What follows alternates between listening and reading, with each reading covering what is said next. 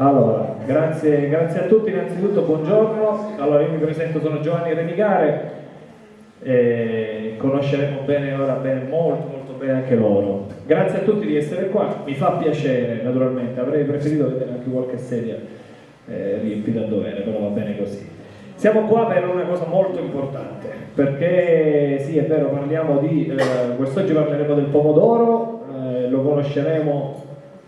Passatemi la battuta in tutte le salse, perché sarà così, sarà proprio così. Lo faremo veramente a 360 gradi, quindi conosceremo la storia, conosceremo tutto quello che è il mondo alimentare, tutta la coltivazione, ma anche quello che sarà, quello che è la tradizione, ma anche quello che sarà l'innovazione e lo sviluppo del territorio, quindi ci sarà davvero tanto di cui parlare. Prima di iniziare, innanzitutto io dico grazie a voi per essere qua, grazie a chi verrà, perché vuol dire che avete risposto presente a questo evento, a questa manifestazione organizzata molto bene nei dettagli dall'amministrazione comunale, dalla Pan Travel Solution, dalla Prologo. Andremo a conoscere tutti, anzi lo facciamo subito perché io sono una parte veramente marginale di questo tavolo. Partiremo subito con i relatori, però prima di far questo io ringrazierei l'amministrazione comunale che ci ha permesso, ci ha aperto le porte di Casa Vermiglia e ci ha dato la possibilità di essere qui quest'oggi, quindi va fatto un applauso nella persona del sindaco Salvatore Risalli, quindi io invierei un caloroso applauso.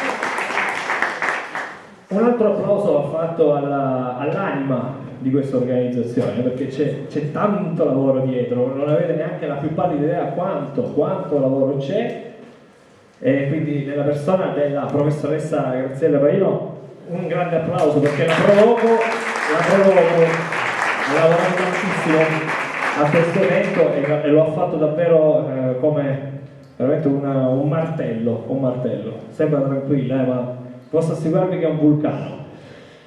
Ringraziamo loro, ringraziamo la Pan Travel Solution per i dettagli, hanno curato al massimo i dettagli la Micaela Abate e Pippo Pandolfo, quindi un applauso anche a loro perché hanno permesso questa organizzazione. Come dicevo, ci saranno dei relatori d'eccezione, io sono onorato perché ho avuto modo di conoscerli e sono personaggi e persone squisite, soprattutto sono esperti. Inizieremo subito con la dottoressa Cettina Strameli, quindi facciamo un applauso anche alla dottoressa che ci presenterà il pomodoro dal punto di vista nutrizionale, ma non solo, ci farà proprio la carta d'identità del pomodoro. Dopodiché avremo l'intervento del dottore agronomo Salvatore Restuccia, un grandissimo esperto. E poi il presidente, qui parliamo di uno special guest. Sì, assolutamente. Presidente Slow Food della regione Sicilia, possiamo salutarlo con un grandissimo applauso, Rosario Gugliotta, che ci presenterà quello che è un altro progetto, ma ne parleremo con calma perché veramente è una giornata, possiamo dire che è un anno zero questo, si parte alla grande per quelle che sono, leghiamo la tradizione all'innovazione e naturalmente allo sviluppo del territorio. Prima di iniziare con i relatori, io passo la parola al sindaco che dirà sicuramente due parole per noi. Io spero che questo microfono non crei problemi, vediamo un po' come fare per far passare il cavo. Vabbè, non è necessario, riesco a parlare anche. Ce la facciamo, ok, ha più voce di me, vuol dire. Facciamo un applauso al sindaco. Allora, grazie per la vostra presenza, grazie a tutti gli intervenuti, grazie ai relatori, mi associo a quello che ha detto il dottore Remigare. Grazie alla professoressa Paino per l'organizzazione, alla Pan Travel. Avete citato l'amministrazione nella figura del sindaco, ma io devo ringraziare il vice sindaco e l'assessore Luca, che in effetti sono state loro il motore e l'interlocuzione con l'organizzazione per quanto riguarda l'amministrazione comunale. Grazie al dottore Gugliotta, presidente dello Slow Food Sicilia, grazie alla dottoressa Cettina Sfameni e grazie al dottor Salvatore Restuccia per la vostra presenza, che sicuramente è una presenza qualificata per poter esporre quelle che sono le caratteristiche del nostro prodotto simbolo, il pomodorino a scocca o ruccaloro. Avrà una valenza il fatto che viene chiamato ruccaloro perché nel corso degli anni ha trovato, diciamo, l'ambiente giusto a Roccavaldina per svilupparsi e poi espandersi nelle zone limitrofe del nostro territorio. Voglio fare un piccolo accenno e poi mi fermo di quello che ha rappresentato per Roccavaldina dal punto di vista sociale ed economico il pomodoro Ruccaloro. Intanto le sue caratteristiche, credo di non essere smentito, che forse è l'unico ortaggio che si conserva naturalmente per circa anche 10 mesi, 11 mesi dalla raccolta. Non credo esista un altro ortaggio che si possa conservare e mantenere le stesse caratteristiche per tutto questo periodo di tempo.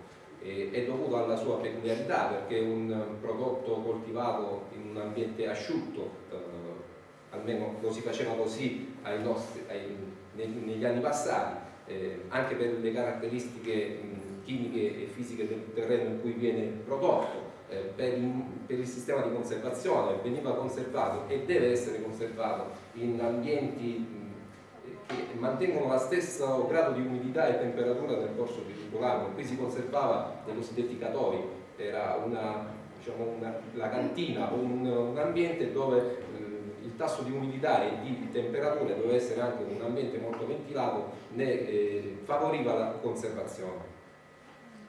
Io posso dire di essere fra l'ultima generazione che ha vissuto da bambino il periodo d'oro del pomodoro Ruccaloro.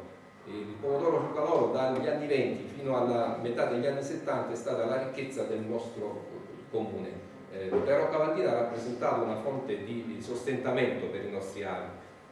Ripeto, io posso dire di essere stato l'ultimo a vivere quel periodo, perché come i roccesi sanno, io sono nato e vissuto in campagna, i miei genitori facevano gli agricoltori e quindi a casa mia si producevano migliaia di chili di pomodori a scocca, quando non era un prodotto di nicchia come lo può essere ora, ma era un prodotto di uso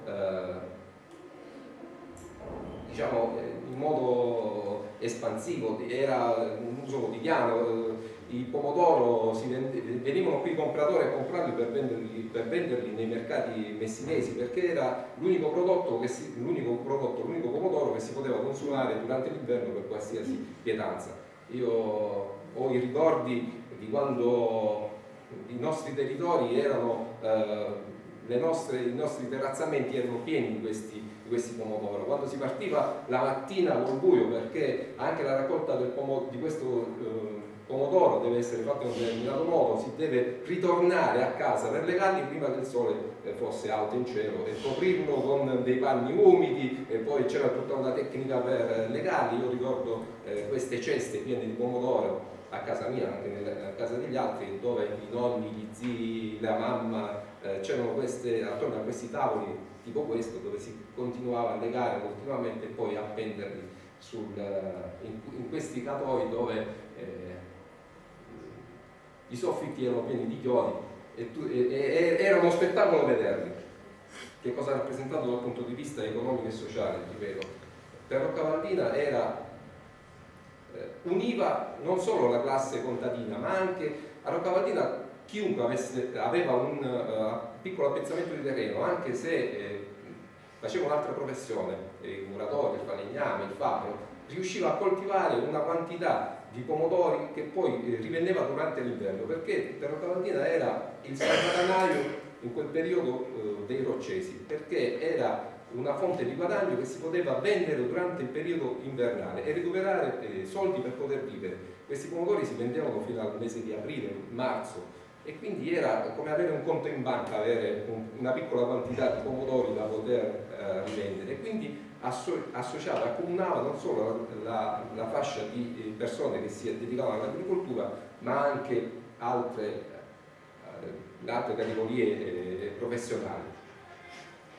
Ripeto, i ricordi sono tanti in questo momento, mi vengono in mente ciò che si faceva e qual era il modo poi per mettere in commercio questi pomodori. A Roccavaldina ricordo venivano i compratori messinesi e non andavano nelle famiglie o dai produttori a comprare direttamente, ma esistevano anche gli intermediari di questo prodotto a cui si rivolgevano e gli intermediari sapevano dove portare i compratori per poter far vendere prima il prodotto che si poteva deteriorare prima, quindi bisognava venderlo prima e conservare quello che poi si poteva vendere nei periodi primaverili dell'anno successivo. Quindi per Roccavaldina è stata la ricchezza la produzione del pomodoro a scotta. Oggi capisco che non può essere più un prodotto di massa,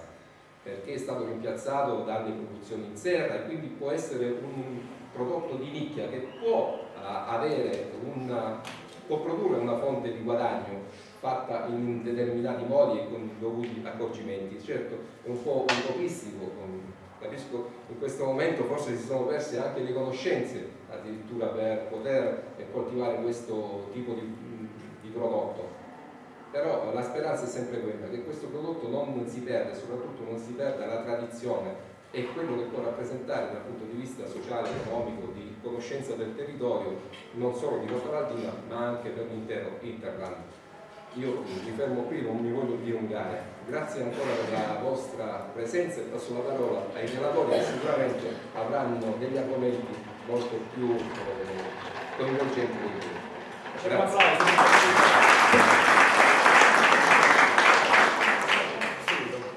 Allora prendo lo spunto pure io senza microfono, quindi ci proviamo, penso che ce la facciamo.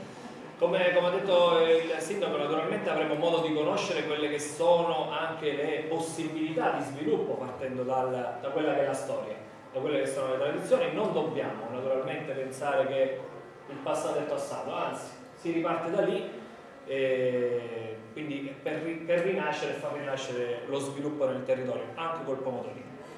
Dobbiamo parlare del pomodoro, come abbiamo detto, a 360 gradi. Siamo partiti anche dai ricordi, dagli aneddoti che ha portato il sindaco, però ora entriamo nei dettagli. Conosciamolo, quindi la carta d'identità, chiamiamola così, ce la presenta la dottoressa che è una biologa, una nutrizionista, la dottoressa Cettina Sframeli, che presenterà il pomodoro dal punto di vista alimentare, nutrizionale, eccetera. Diciamo che la carta d'identità è ben pronta, quindi facciamo un applauso, accogliamola con un applauso. Buongiorno a tutti, spero mi sentiate. Sono Cettina Sframeli, una biologa nutrizionista. Oggi sono contenta di essere qui, di essere stata invitata perché è una grande giornata per il nostro territorio, per la valorizzazione dei prodotti del nostro territorio che purtroppo, come dicevamo prima, ormai sono stati sostituiti per lo più dai prodotti quelli, diciamo così, di massa, dai prodotti che troviamo ai supermercati, ma provengono da luoghi anche a volte molto lontani. Ma vediamo insieme, parliamo del pomodorino proprio Cuccaloro, che è proprio tipico del nostro territorio. Spero di non annoiarvi. Per qualsiasi cosa, se volete interagire tranquillamente mi potete fermare.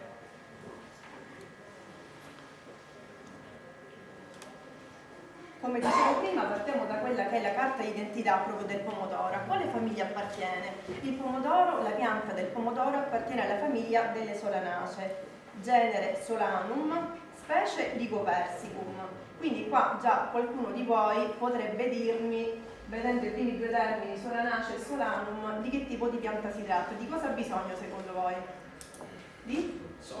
Benissimo, quindi è una famiglia, è una pianta che cresce bene in un luogo abbastanza soleggiato e il nostro territorio ovviamente lo consente. Ma come sono arrivati in Europa? In Europa sono arrivati nel passato, sono arrivati nei primi del Cinquecento, ma per molto tempo non venivano utilizzati a scopo, diciamo, per essere a scopo commestibile, ma solo come piante ornamentali. Ma qui non mi vado a soffermare perché poi ci sarà un altro relatore che parlerà della storia del pomodoro. I primi ad accorgersi che il pomodoro era commestibile siamo stati proprio noi siciliani, diciamo, il meridione in generale, ma non solo, anche i paesi della Spagna e tutti gli altri paesi che affacciati sul Mediterraneo, i quali iniziarono a usarlo inizialmente soltanto come un ingrediente aggiunto, però successivamente diciamo che iniziò ad acquisire valore, anzi per oltre un secolo divenne una prerogativa delle mense nobiliari ed infatti è nei grandi ricettari ottocenteschi proprio lo storico matrimonio con la pasta. Infatti qui ho voluto proprio mettere un piatto di spaghetti al pomodoro che rappresentano anche l'Italia, sia per i colori, quindi un po' il rosso, il bianco, il verde, ma non solo, anche per mettere in evidenza, per risaltare quella che è la nostra identità. Oggi il pomodoro è un alimento immancabile nelle nostre tavole, è fondamentale nei regimi alimentari equilibrati, poveri di grassi e anche ricchi di sostanze antiossidanti. Il pomodoro quindi che cos'è? È il simbolo della cucina sana, genuina, che viene utilizzato in tutti, ormai quasi tutti i regimi alimentari, soprattutto la dieta mediterranea che ovviamente ci rappresenta e che a mio avviso è quella diciamo più idonea per evitare che possano succedere, che comunque ci possono essere dei problemi a livello patologico. Qui ho messo delle immagini, ho messo un'insalata di pomodori, quindi dei piatti che noi utilizziamo, perché come dicevo prima il pomodoro ormai comunemente ce l'abbiamo sulle nostre tavole, quindi lo possiamo utilizzare sia crudo come un'insalata appunto di pomodori o in salsa per condire appunto della pasta o concentrato, oppure per esempio qui ho messo un piatto tipico che è anche il nostro locale, il pesce stocco col pomodoro o le conserve di pomodoro che comunemente si fanno nei nostri territori. È proprio dalla Sicilia che provengono tutte le ricette, quelle più antiche, a base di pomodoro, soprattutto sughi e conserve essiccate. Ma la pianta del pomodoro, com'è da noi? È una pianta diciamo stagionale, perenne? In realtà, se noi consideriamo il paese d'origine, anche se poi non mi soffermo, lì è una pianta sempre presente, quindi è una pianta perenne. Invece da noi segue un po' la stagionalità, perché la semina viene effettuata nei mesi quelli in cui comincia ad apparire diciamo, con più frequenza il sole, quindi aprile e maggio. La raccolta avviene invece tra luglio e la fine di settembre, ma il pomodoro comunque si può trovare, come dicevamo prima, tutto l'anno. Se noi andiamo dal fruttivendolo, tutto l'anno noi troviamo i pomodori in diverse forme, in diverse qualità, però ovviamente sono dei prodotti in sé, a mio avviso le proprietà organolettiche ma non solo anche nutrizionali sono ben diverse dai pomodori che vengono coltivati nel periodo estivo e appunto mangiati seguendo quella che è la stagionalità. Per evitare il deterioramento dei frutti è opportuno che tra la raccolta e la consegna finale del prodotto non trascorrono più di 12 ore, però qui mettiamo un asterisco, ricordiamoci perché poi torneremo indietro. Il pomodoro è un ortaggio molto gustoso, quindi anche da solo se noi prendiamo un pomodorino e lo andiamo a mangiare, già in bocca sentiamo quel tipico gusto sia un po' dolciastro ma anche aspro, può essere mangiato sia cotto che crudo. La cosa importante è che venga mangiato maduro, perché è solo nel prodotto maduro che vi è la maggiore concentrazione di sostanze nutritive e salutari. Tutte le parti verdi, compresi i frutti anche verdi, sono altamente tossiche perché dicevamo prima che il pomodoro fa parte della famiglia delle solanacee. Come tutte le solanacee contiene una sostanza, la solanina, che è una sostanza altamente tossica che neanche attraverso i vari metodi di cottura viene eliminata. Quindi per esempio se consideriamo anche la patata, se noi la patata la andiamo a raccogliere e la mangiamo subito è ricca di solanina, infatti conviene lasciarla per un paio di giorni al buio per disattivare quella che è appunto questa alcaloide. La stessa cosa avviene per il pomodoro, se noi andiamo a mangiare un pomodoro che è verde ovviamente è altamente tossico e può creare seri danni per la salute, ma lo vedremo anche dopo. In base alla forma si distinguono diversi tipi di pomodori, diversi gruppi e sottogruppi di pomodori. In particolare noi oggi parliamo del pomodorino Cuccaloro, che è caratterizzato dall'avere i frutti rotondi e riuniti in grappoli. Gustare, prima dicevamo, qua un po' mi contraddico, perché io prima ho detto che tra il momento in cui viene raccolto il pomodorino e il momento in cui lo dovremmo andare a mangiare non dovrebbero passare più di 12 ore. In realtà ora qua sto dicendo un'altra cosa e dico che gustare un pomodorino raccolto d'estate anche nei mesi invernali è possibile, ma grazie a che cosa? Proprio qui nel nostro territorio, nel territorio di Roccavaldina e dintorni, si utilizza un'antica tecnica di conservazione che consente proprio di coltivare il pomodorino nei mesi estivi, di raccoglierlo con molta cura in estate e poi delle persone molto abili, perché è proprio un'antica tecnica che viene tramandata di generazione in generazione, vengono legati l'uno contro l'altro con del gambetto attraverso l'utilizzo dello spago e si formano proprio le famose scocche dei pomodori. Ovviamente sembra una tecnica molto facile, ma chi fa questi pomodorini mi ha detto che in realtà È veramente molto difficile, grazie. Oggi la mia voce non mi aiuta.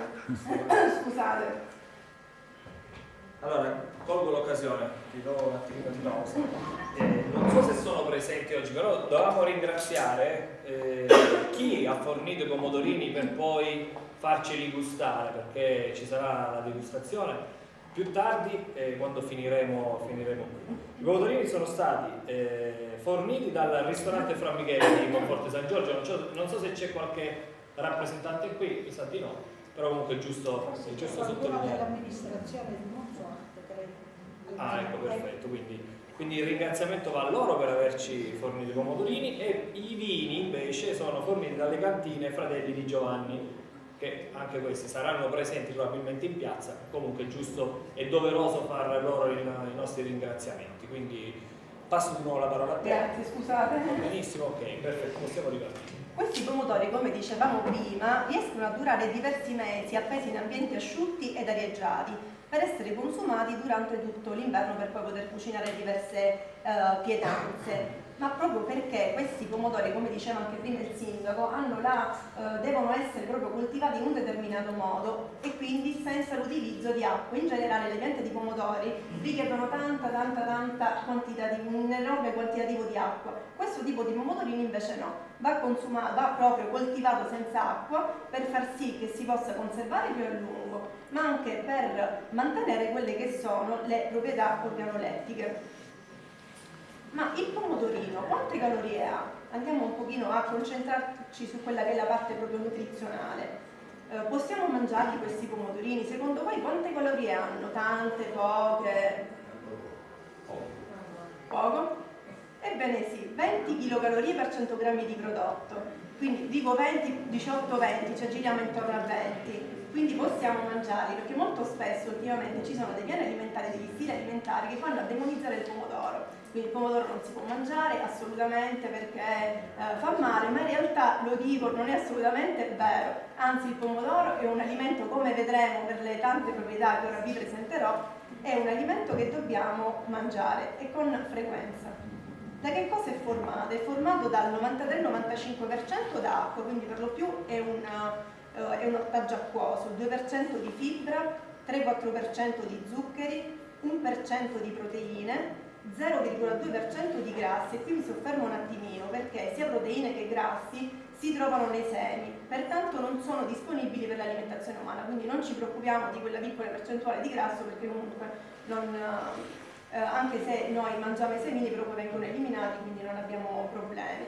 0,3-0,6% di elementi minerali, tra cui potassio, magnesio, fosforo, sodio, e vitamine del gruppo A, B e C, ma non solo, c'è una vasta gamma di carotenoidi, di cui il più importante è il licopene, il pigmento rosso, colui che gli conferisce la tipica colorazione rossa. Ecco perché anche prima dicevo che era importante andare a mangiare il pomodoro maturo, perché è proprio lì, sia nella parte esterna, nella buccia, che c'è la maggiore concentrazione del licopene.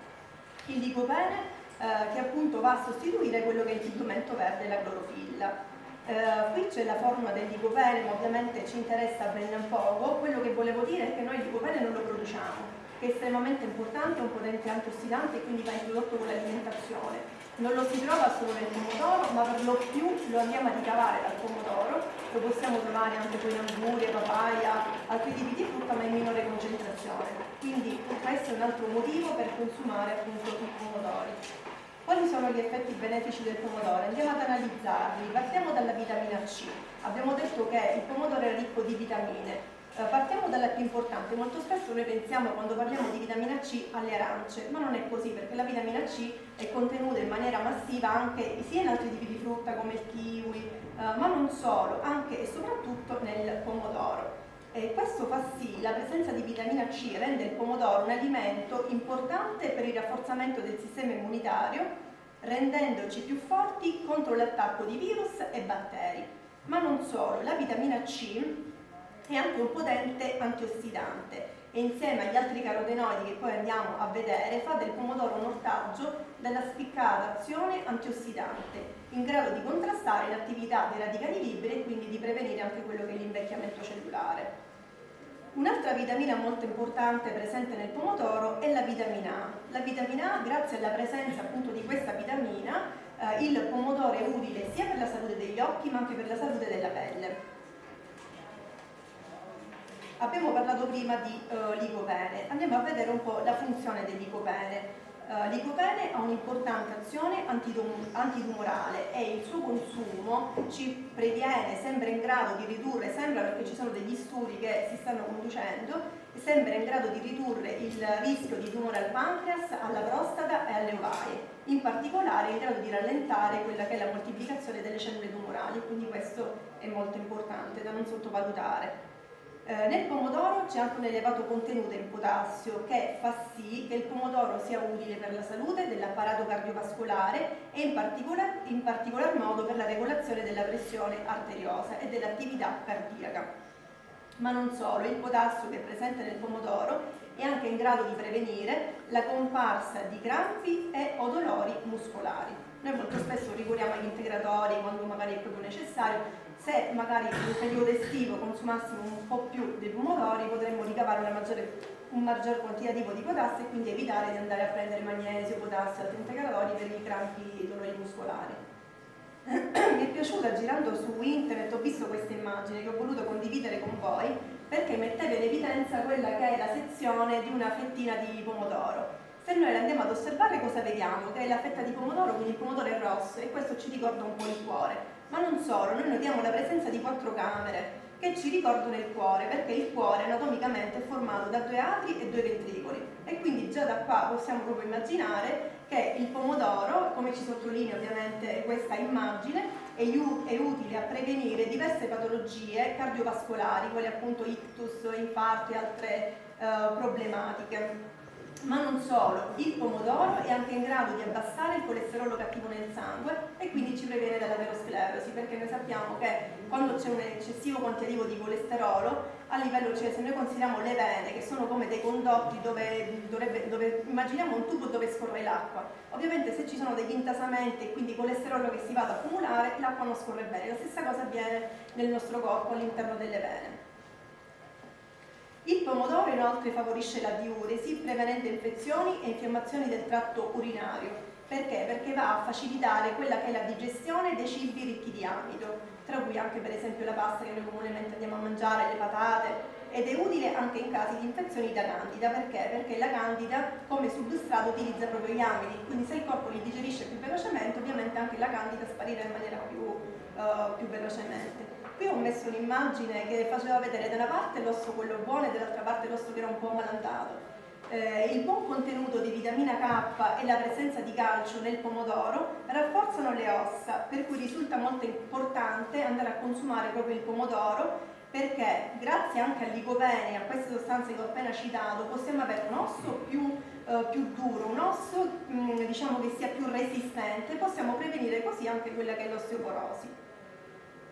Qui invece ho messo un occhio. Perché? Perché prima ho parlato di carotenoide quale il licopene, però non è l'unico che sono, ci sono altri carotenoidi molto importanti, tra cui la luteina e la zeaxantina, che sono presenti all'interno della retina, dove grazie alla loro azione antiossidante vanno a proteggere i nostri occhi dai danni delle radiazioni luminose. In particolar modo la luteina ha una forte funzione protettiva, perché è come se fosse una sorta di occhiale da sole naturale per il nostro occhio, perché va ad assorbire quella che è la luce azzurra nociva e quindi ci protegge da quello che può essere la fotofobia, cioè va a ridurre quella che è la fotofobia solare, ci protegge quindi dai danni proprio solari. Qui vediamo una donna in gravidanza. Ebbene sì, il pomodoro fa anche bene in gravidanza, perché ha un elevato contenuto di acido folico, la cui carenza può determinare malformazioni del feto, quindi dobbiamo consumare pomodoro in tutte le fasi della vita, ma eliminarlo. Qui invece vediamo stomaco e intestino. Il pomodoro fa anche bene sia per lo stomaco che per l'intestino, perché è ricco di fibre. E questo fa sì che ovviamente noi sappiamo che quando abbiamo difficoltà anche ad andare in bagno, molto spesso andiamo in farmacia o in parafarmacia e ricorriamo a quelle che sono le fibre naturali piuttosto che ricorrere a quello che è un lassativo. Però se noi consumassimo più pomodori e quindi più fibre, il transito intestinale potrebbe ovviamente fluire più velocemente e quindi non avere più problemi a livello digestivo.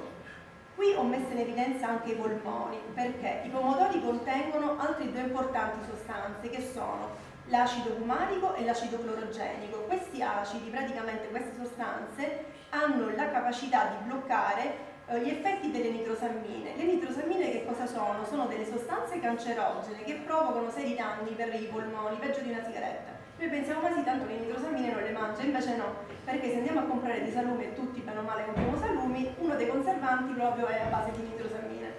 Quindi comunque è sempre bene consumare pomodori. Qui invece abbiamo il fegato, perché i pomodori fanno anche bene per il fegato, grazie alla presenza dell'acido alfa-lipoico che va a contribuire a mantenere i giusti livelli di glucosio nel sangue, favorendo così il corretto funzionamento epatico. Qui ho voluto mettere, ora come vedremo si vedono già due immagini che ci anticipano qualcosa, due ricette che vanno ad esaltare quelle che sono sia le proprietà del pomodoro ma non solo. Come prima ricetta ho messo ovviamente un'insalata di pomodori con l'olio extravergine di oliva. Perché? Perché già di suo il pomodoro ha un'azione antiossidante. Se noi andiamo ad aggiungere l'olio extravergine di oliva, che ha delle importanti sostanze quali vitamine, acidi grassi importanti, acidi grassi buoni che fanno bene per la salute, non fanno altro che esaltare quelle che sono le proprietà del pomodoro e quindi gli effetti benefici del pomodoro. E invece sotto ho messo un piatto dove sono raffigurati dei pomodori con le uova. Molto spesso nei regimi alimentari o comunque le uova vengono anche demonizzate, diciamo che per un periodo venivano completamente eliminate, soprattutto in chi soffriva di colesterolo. Invece non è giusto eliminarle completamente, perché se si eccede e comunque superiamo la dose di 2-3 uova alla settimana, allora questo può essere un danno per la salute. Però fino a 2 uova a settimana sono concesse, anche perché se noi consideriamo che andiamo ad aggiungere nel nostro organismo delle fibre, delle sostanze, quelle appunto insalate, pomodori, in particolar modo il pomodoro, grazie alla presenza della domatina, mi va ad eliminare quello che è l'effetto del colesterolo cattivo. Quindi se noi abbiniamo pomodoro e uovo non dobbiamo più preoccuparci di eliminare la parte rossa così chiamata dell'uovo, perché comunque non abbiamo effetti negativi per la nostra salute. Poi ho messo una curiosità sui pomodori secchi, perché nelle nostre zone, qui in Sicilia, soprattutto nel periodo estivo, c'è l'abitudine di essiccare i pomodori per poterli utilizzare come antipasto nel periodo invernale. Questi pomodori hanno un primato in assoluto, quello di essere i più ricchi in assoluti di provitamina A. Quando parlo di provitamina A mi riferisco a quello che è il precursore della vitamina A, che abbiamo visto prima essere importante sia per la salute della pelle ma anche della vista. Ma i pomodori, secondo voi, è meglio mangiarli cotti o crudi? Cotti e crudi, bravissimo, giusta osservazione, perché è proprio qui che volevo arrivare. Molto spesso, per esempio, quando, non so, mi trovo a parlare anche con i miei pazienti, ci confrontiamo, parliamo un po' delle verdure, io dico, consiglio sempre di scegliere quella che è la stagionalità, di seguire la stagionalità dei prodotti. Non solo, dico anche per esempio, non so se abbiamo consideriamo i broccoli, però sono di stagione, non li dobbiamo andare a bollire in abbondante acqua. Perché? Perché altrimenti perdiamo tutte le sostanze e quindi è come se avessimo mangiato in realtà un prodotto, però senza prendere tutte quelle che sono le caratteristiche di questo alimento. Per il pomodoro è un po' diverso, perché dobbiamo mangiarlo sia cotto che crudo, in quanto se consideriamo quello che è il licopene, quando viene cotto le pareti cellulari diventano più permeabili, fanno sì che il licopene possa essere maggiormente assorbito dal nostro organismo e quindi cotto possiamo avere dei benefici per quanto riguarda i sali minerali, però crudo, scusate, invece cotto possiamo assorbire più licopene, quindi è importante mangiare in tutti i modi i pomodori. Qui ho messo invece delle proprietà cosmetiche del pomodoro, perché ultimamente sono diverse le industrie cosmetiche che utilizzano proprio la polpa di pomodoro per creare creme, unguenti vari, prodotti che sono sia nutritivi per la pelle, sia tonificanti ma anche rassodanti. E ho messo degli esempi che potrebbero essere carini, dei rimedi casalinghi che potremmo fare un po' tutti. Per esempio nei periodi invernali, quando abbiamo le mani secche, quindi la pelle diciamo che è arida, possiamo preparare in casa semplicemente una crema da tenere in frigorifero a base di polpa di pomodoro, glicerina e un pizzico di sale. Il procedimento è facilissimo, perché basta andare a comprare della glicerina che troviamo anche in farmacia, a cui andiamo ad aggiungere appunto polpa di pomodoro e sale, e otteniamo questa crema che è facile utilizzo, è naturale soprattutto perché non contiene sostanze che possono fare male per la pelle. Poi ci sono anche per esempio delle creme, delle maschere per il viso quando c'è la pelle del viso che è secca. In questo caso gli ingredienti sono olio di oliva, qualche foglia o radice di malva e il succo di pomodoro. Bisogna frullare l'olio con la radice di malva o la foglia o qualche foglia di malva e otteniamo un composto che è simile un po' quando facciamo il pesto, diciamo, di una consistenza non troppo consistente, a cui andiamo ad aggiungere la polpa di pomodoro e quindi poi questa crema da spalmare sul viso. Ovviamente ci dobbiamo aiutare con un pennellino per essere più facilmente applicabile. Questa operazione andrebbe ripetuta almeno 2 volte a settimana. E nel momento in cui noi lasciamo in posa appunto questa maschera, dobbiamo risciacquarla semplicemente con dell'acqua lievita. Così come il pomodoro va bene per la pelle, può essere utilizzato per fare un prodotto per la pelle secca, alla stessa maniera per la pelle grassa. In questo caso però va aggiunto il succo di limone, perché? Per eliminare quello che è il sebo in eccesso. Il procedimento è uguale a quello proprio di prima, si mescolano tutti gli ingredienti insieme, ovvero succo di pomodoro, un cucchiaio di olio d'oliva e un cucchiaino di succo di limone. Nei periodi estivi, soprattutto nel nostro territorio, spesso ci capita di andare al mare, di esporci per lunghe ore al sole e quando torniamo a casa la pelle è secca, arrostata. Anche in questo caso possiamo utilizzare il succo, la polpa del pomodoro da mescolare appunto insieme ad un cucchiaio di olio d'oliva, che ci darà un sollievo, ma non solo, permetterà di prolungare l'effetto dell'abbronzatura, evitando quindi quelle creme che a mio avviso a volte contengono sostanze veramente che possono creare seri danni per la pelle.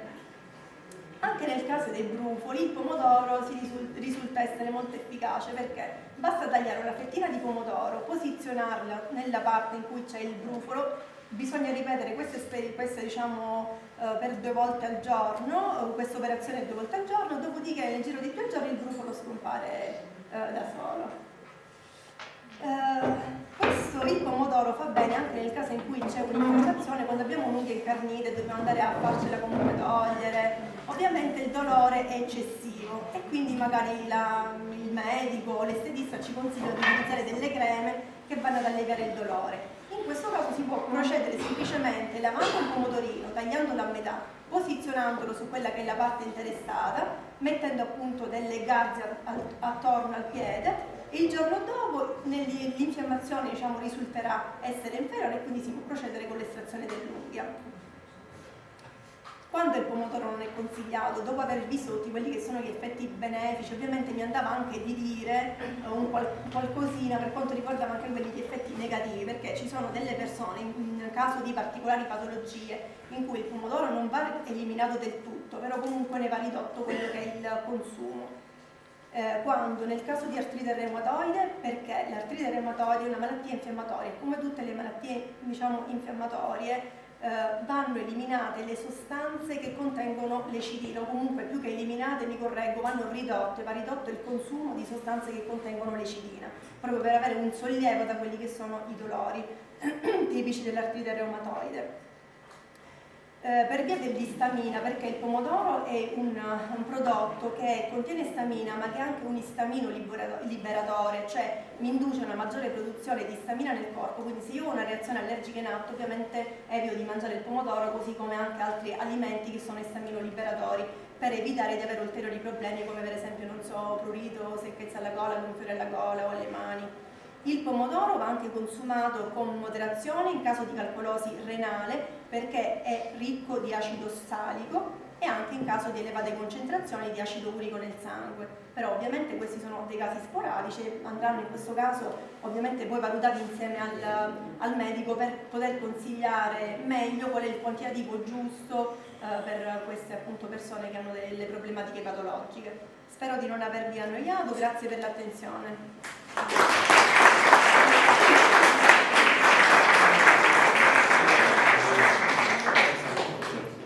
Per qualsiasi, naturalmente per prendervi gli appunti, ecco, tutti i consigli, poi possiamo procedere potete avvicinarvi a fine conferenza e parlarne direttamente con la dottoressa.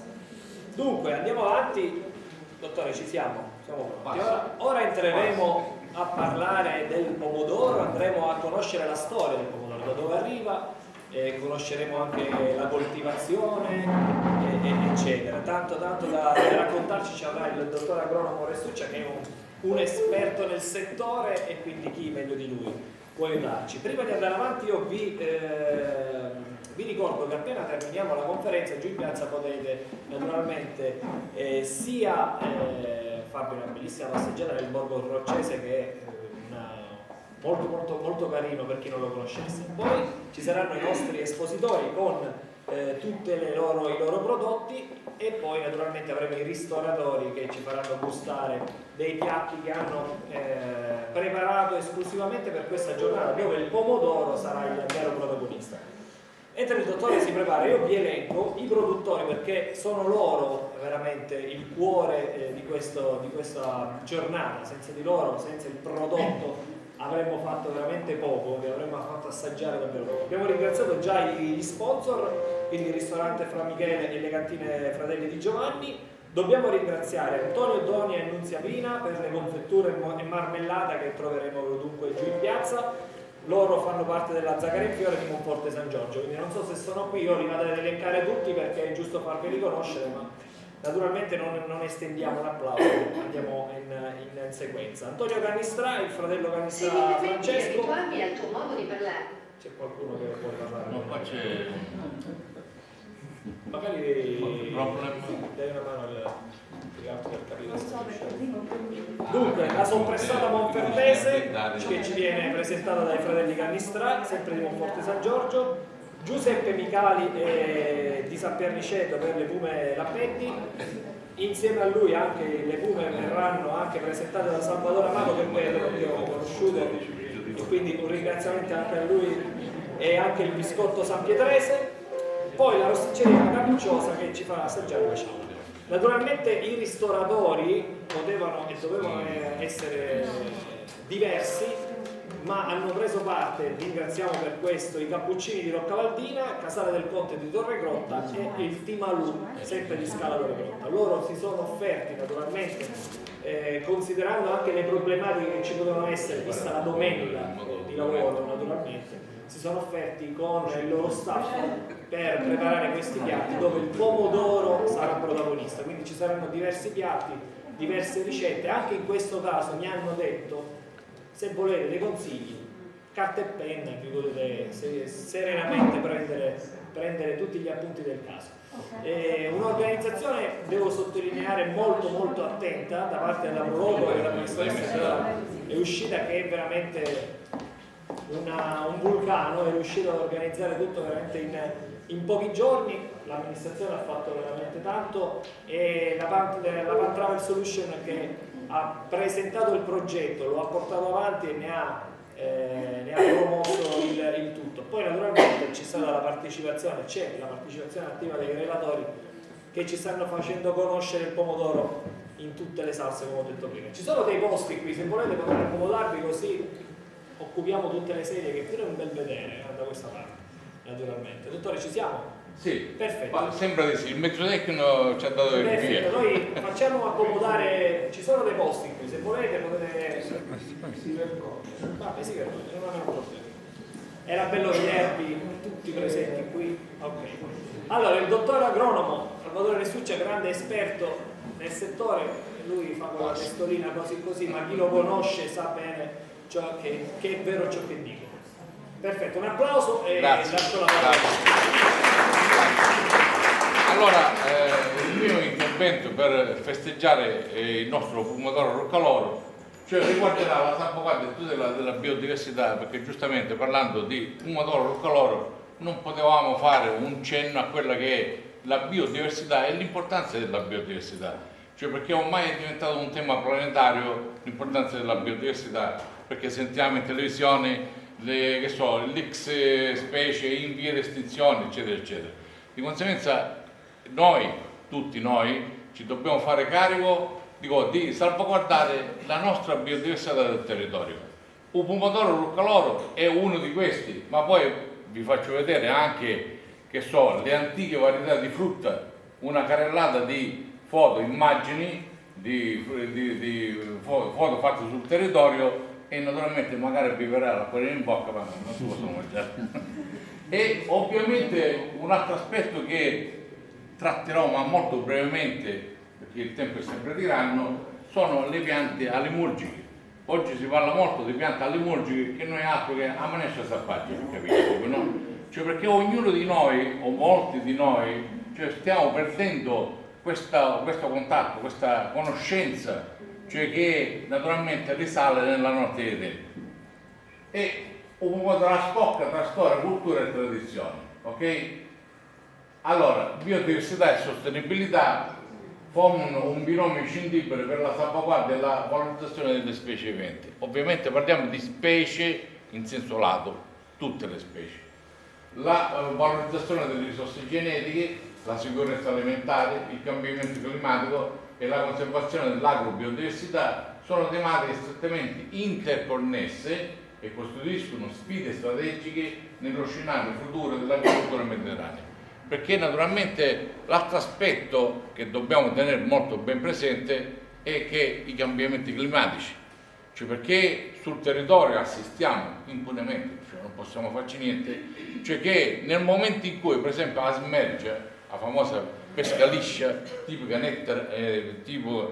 pesca nettarina della valle del Niceto, molti anni negli ultimi tempi non produce più. Ma perché non produce più? Le piante sono sempre quelle, il terreno è sempre quello, è cambiato il tempo, il clima. Di conseguenza nella fase di allegagione, di fioritura, cioè il tempo non è idoneo perché avvenga l'allegagione. Di conseguenza noi abbiamo una scarsa produzione e molta gente sta abbandonando. La situazione della biodiversità nel mondo è inquietante. E un rapporto delle Nazioni Unite sulla biodiversità spiega che fino a 1 milione di specie vegetali ed animali su un totale di 8 milioni nei prossimi decenni è a rischio di estinzione. Pensate voi cosa perdiamo, no? A causa dell'uomo, cioè perché l'uomo naturalmente, voi per l'inquinamento, voi per altri fattori, naturalmente stiamo impoverendo il sistema. E la scomparsa della biodiversità avrà inoltre un impatto diretto su ciascuno di noi, perché ognuno di noi fruisce della biodiversità, per esempio dal cibo all'energia, fino alla produzione di farmaci, cioè perché naturalmente quando parliamo di biodiversità parliamo di erbe e di tante altre cose. Cioè l'antica medicina, quella dei nostri nonni e ancora prima, naturalmente una volta non c'era la fabbrica che faceva l'aspirina, cioè c'era naturalmente il conoscitore delle erbe che ti diceva metti questa assieme e ottieni quella determinata cosa. Oggi naturalmente stiamo perdendo questo tesoro di inestimabile valore. La quantità di elementi della natura che sfruttiamo a vario titolo è immensa ed è fondamentale per l'esistenza e la prosperità della vita umana. Alcuni esempi arrivano dal fatto che più di 2 miliardi di persone dipendono dal legno per la produzione di energia, perciò vedete il grande numero, no? 4 miliardi sicuro con medicinali naturali e il 75% delle culture necessita di essere impollinato dagli insetti, tra cui i primi a rischio di scomparsa, ovvero sia l'ape. Cioè sentiamo sempre che l'ape sta scomparendo, l'ape sta morendo, cioè perché naturalmente l'ape è un insetto pronobo, così chiamato, cioè perché è quello che impollina, uno di quelli che impollina, perché l'impollinazione può essere anche anemofila attraverso il vento, può essere anche quando noi strusciamo sulle piante e trasportiamo il polline da un lato all'altro. Ed è importante, dico, la presenza dell'ape. Einstein ha detto che l'uomo senza l'ape non può vivere più di 4 anni, l'ha detto lui. Okay? Poi naturalmente l'ape va a bottinare mediamente fino a 3 km dall'Arnia. Di conseguenza dico, il fatto che dove io ho l'Arnia il vicino non fa trattamenti conta poco, cioè perché se l'ape va fino a 3 km, cioè nel raggio di 3 km automaticamente dico, cioè c'è la possibilità di avere un miele inquinato, ok? Perché vi dico anche questo aneddoto, che aneddoto non è, cioè mi trovo a Catania alla facoltà di agraria con il professore Santilongo, entomologo, e ho visto che sull'armadio aveva una serie di bocce di miele. Io ho detto, Santi, cosa è? Miele? Non lo toccare, niente. Ma che è successo? È ricco di paration. Il paration, per chi è addetto ai lavori, conosce e sa che era, per fortuna era, un potente insetticida classificato come prima classe, molto velenoso. Di conseguenza l'ape che va a bottinare in un agrumeto dove noi abbiamo fatto i trattamenti porta all'aria non solo i prodotti ma anche il veleno in questo caso. Appare molto probabile che i motivi principali siano due: della perdita di biodiversità dell'habitat e il loro uso massiccio in agricoltura di pesticidi e in particolar modo i neocotinoidi, cioè che sono, diciamo, degli insetticidi che causano la morire delle api, cioè tra i primi, cioè perché colpiscono il sistema nervoso dell'ape e l'ape muore. Biodiversità animale, vegetale, microbica, le piante alimurgiche, cioè piante alimurgiche come scritto accanto la famosa manestra sabaggia di antica memoria. Ok, la fitoalimurgia, questo termine, cioè che naturalmente ogni tanto esce un termine e dice ma cosa vuol dire? Cioè perché tutti noi, perché il termine, io mi ricordo una volta sono andato in una scuola per fare una lezione e parlava la professoressa di aspetti nutraceutici, che mi faceva nutrache. Di conseguenza sono termini che naturalmente un fondo, dico perché si spiega. Allora, fitoalimurgia, questo termine nacque nel 1767 ad opera di un medico fiorentino. Rappresenta un approccio scientifico, botanica applicata all'alimentazione con le piante selvatiche ed è parte dell'etnobotanica, cioè etnobotanica è la botanica che studia le piante antiche, no? L'etimologia del termine può essere fatta risalire a tre vocaboli greci, ovvero sia phytos, che come sappiamo vuol dire pianta, alimos, che toglie la fame, e ergon, lavoro. Di conseguenza dico, l'etimologia si spiega con questi tre termini. Naturalmente la raccolta delle erbe selvatiche, dico, si tramanda, dico, si perde nella notte dei tempi, dove io quando parlo di minestra sabaggia mi ricordo con i pantaloncini corti quando andavo con papà, lo seguivo per le campagne a raccogliere la verdura a minestra sabaggia. Naturalmente la minestra sabaggia ha molteplici usi, cioè veniva fatta come tale, oppure veniva fatta poi passata in padella con l'aglio e il pomodoro, e poi ognuno di noi si sbizzarriva come meglio credeva. E le fitoalimurgiche quanto spuntano? Naturalmente sul finire dell'estate, in autunno, questo è il momento, ok?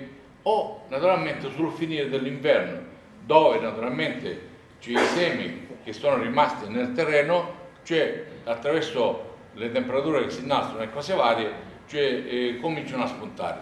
Cioè naturalmente queste, le rosette fogliari, le prime che compaiono, sono ricche naturalmente di sali minerali e di ogni ben di Dio, cioè nel senso, cioè se noi analizziamo una pianta, cioè sicuramente troveremo un qualcosa che ha un ruolo, cioè sotto l'aspetto salutistico, tutte le piante. Vediamo per esempio i broccoli, cioè è stato visto che hanno, diciamo, degli effetti antitumorali, le brassicacee in genere, dico, no? E tante altre cose.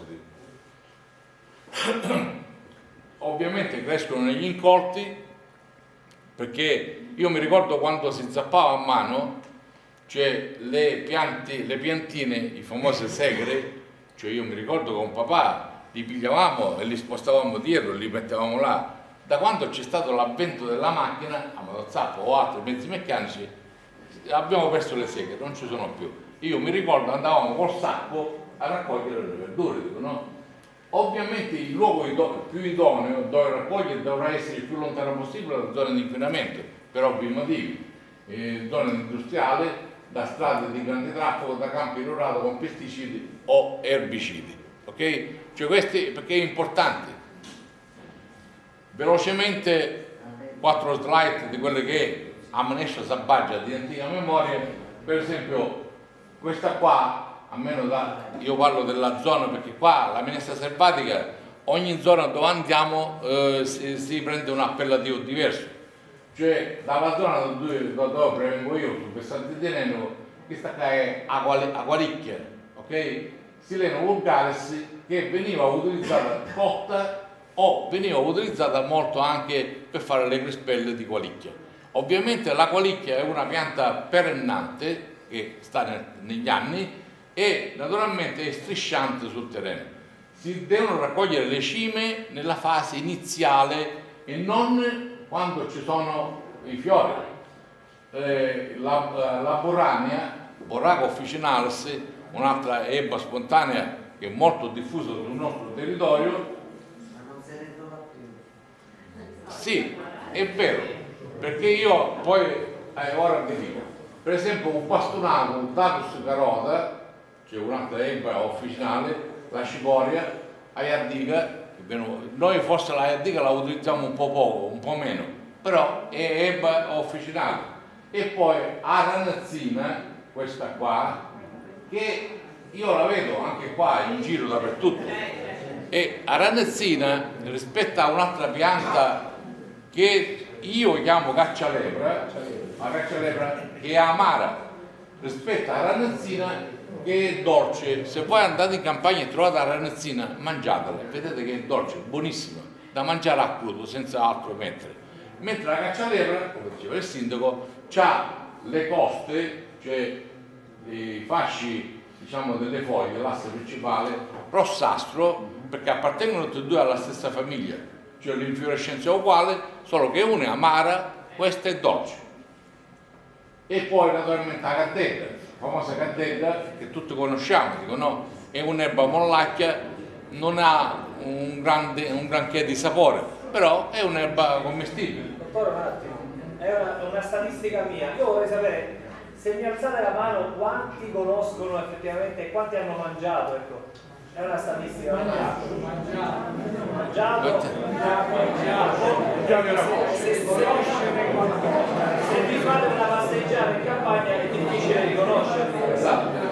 Allora io dico sempre che noi, come dicevo poc'anzi col sindaco, ci dobbiamo riappropriare di questi antichi tesori, cioè ritornare a raccogliere le verdure selvatiche non per una questione di risparmio, ma per una questione di bontà. E la cicoria amare, i costa amare è buono. Allora un'altra, questa qua naturalmente un finocchio selvaggio lo conosciamo tutti.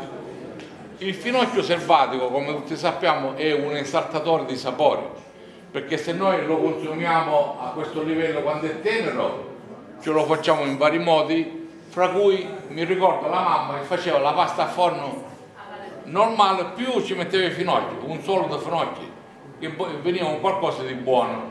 Poi naturalmente il seme di finocchio, che noi lo usiamo per fare la salsiccia, quella classica, no, l'insalata, quella classica, l'altra, che a me piace tanto, e naturalmente il finocchio lo usiamo anche quando facciamo i sughi di antica memoria, quando le nostre mamme si alzavano la mattina, la prima cosa che facevano, mettevano la pentola sopra e facevano il sugo. E quando ci mettevano un mix di carne di maiale, carne bovina, ci mettevano 2 semi di finocchio, diventava un purpurì di bontà che l'acqua in bocca ci sta calando.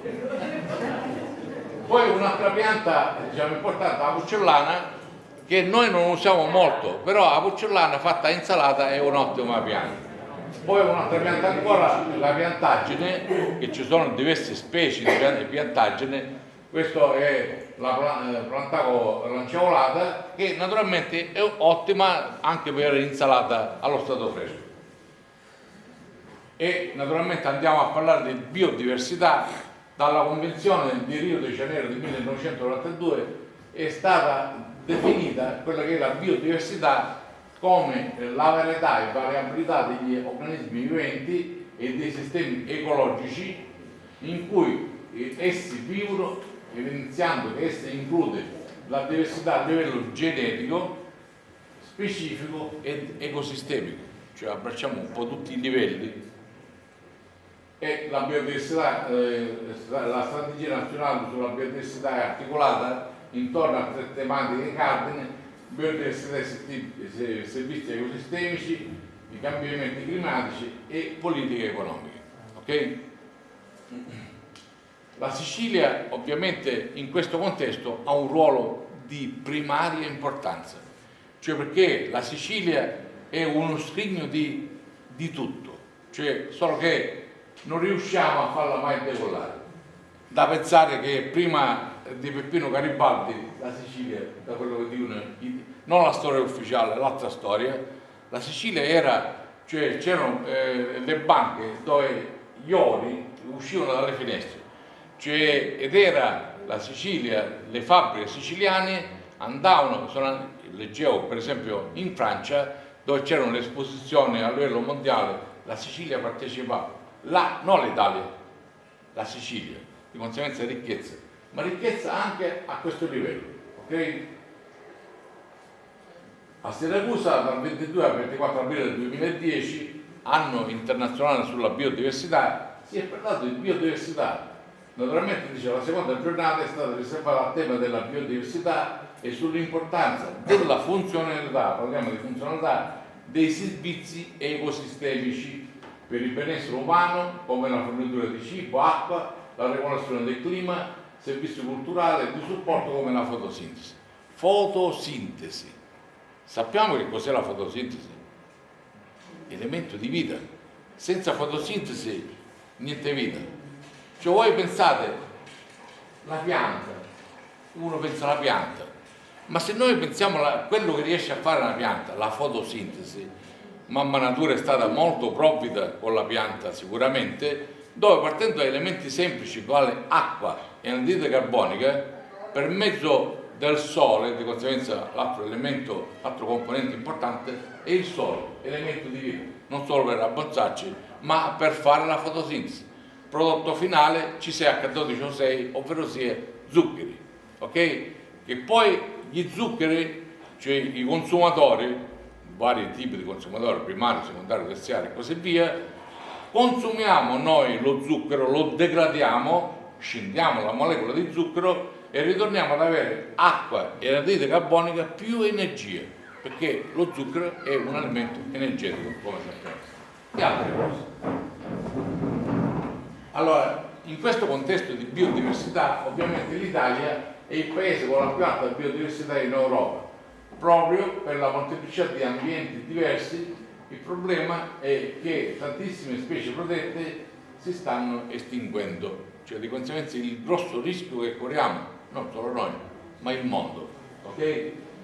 La flora vascolare italiana comprende quasi 7.000 specie, di cui il 16% sono specie endemiche. Poi vi spiego cosa vuol dire endemiche, no? A livello quantitativo il maggior numero di specie si trova nelle regioni caratterizzate da maggiore variabilità ambientale e da quelle con territori più vasti. Questo pezzo di slide, leggiamola bene perché è importantissimo, cioè racchiude molto di quello che abbiamo detto finora. Ovvero sia, si nota inoltre che le regioni con maggior numero di specie endemiche e di specie esclusive, ovvero presenti solo in quella regione, sono la Sicilia con 322 specie endemiche e 344 esclusive. Segue la Sardegna con 256 specie endemiche e 277 esclusive. Ovvero sia la Sicilia si colloca al primo posto grazie anche ai suoi 2000 anni di storia. Cioè perché le varie dominazioni, sempre io dico, cioè sono venute in Sicilia, hanno preso tanto, ma hanno portato anche. Cioè da quello che mi hanno detto, quando arrivarono i romani in Sicilia, mi hanno riferito, non so se è vero, cioè, noi avevamo i saloni da barba, i barbieri, a Roma non c'erano, di conseguenza eravamo più evoluti allora che ora, quasi. E qua naturalmente vedete in questa slide un po' il susseguirsi delle dominazioni che abbiamo avuto dai Fenici fino ai Borboni, ok? Questo tanto per capire, dico.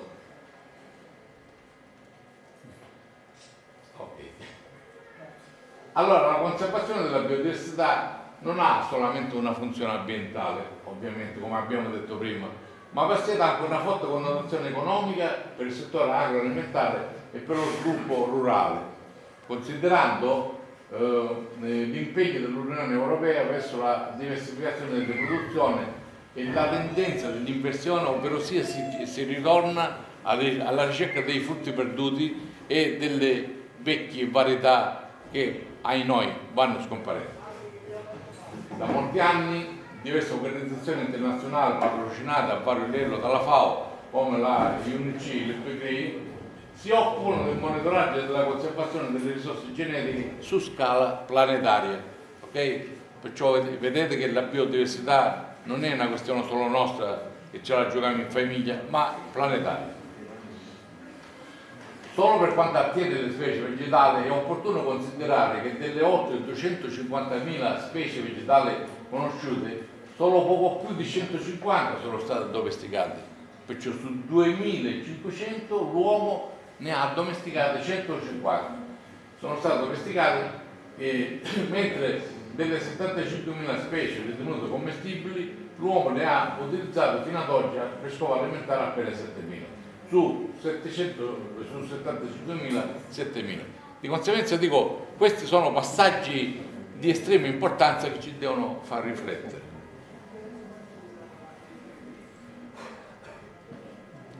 Fatta?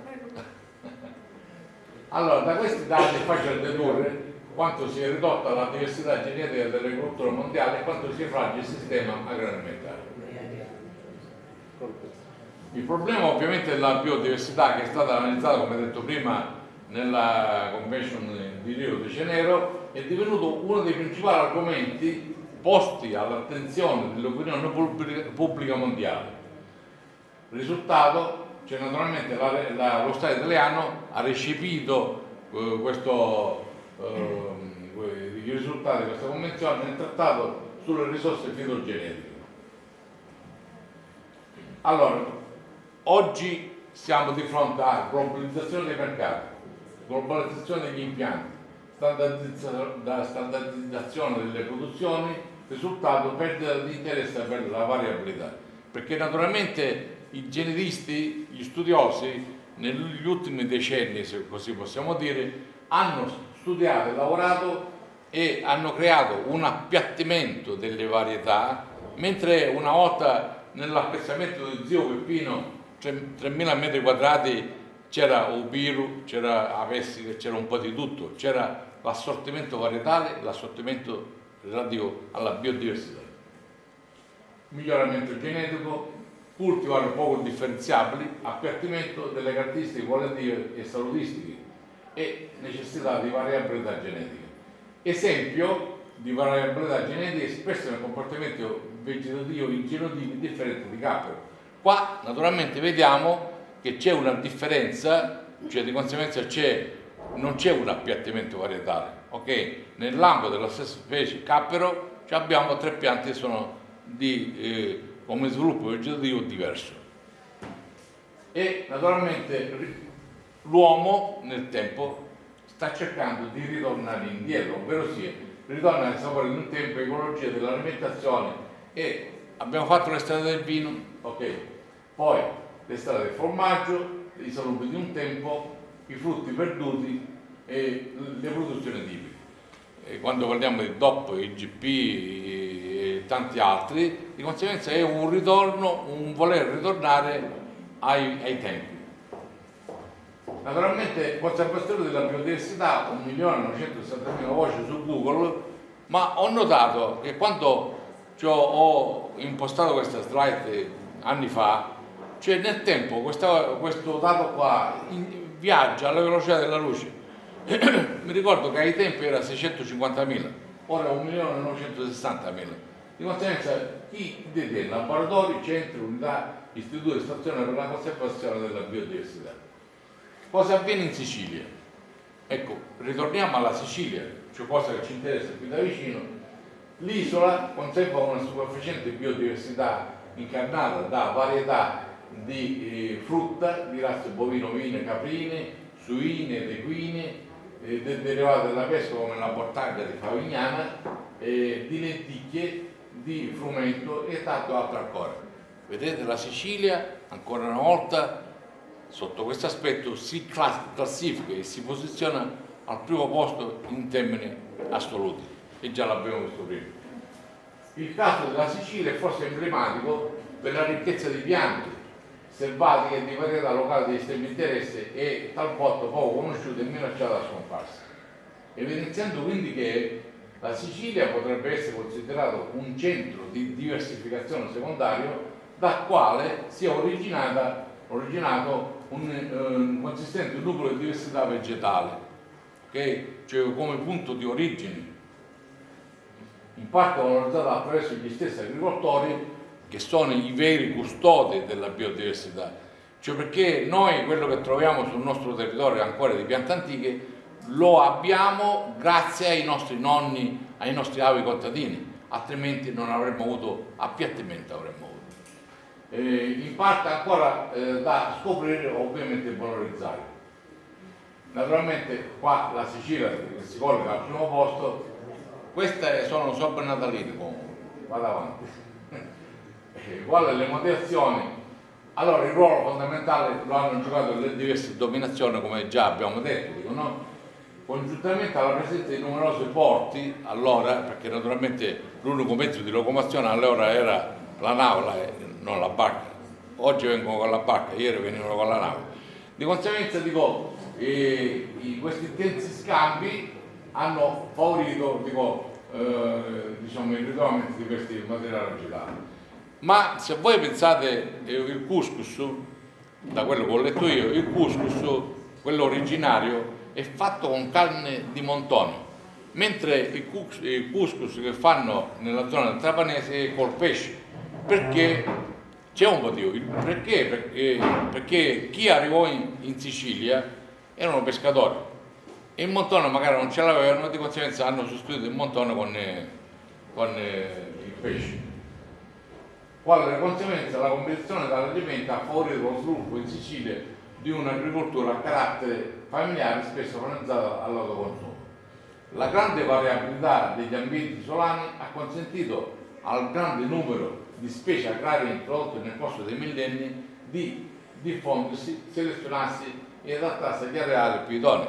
Pensiamo al fico d'India. Il fico d'India ormai fa parte del nostro patrimonio, ma non è il nostro, qualcuno l'ha portato.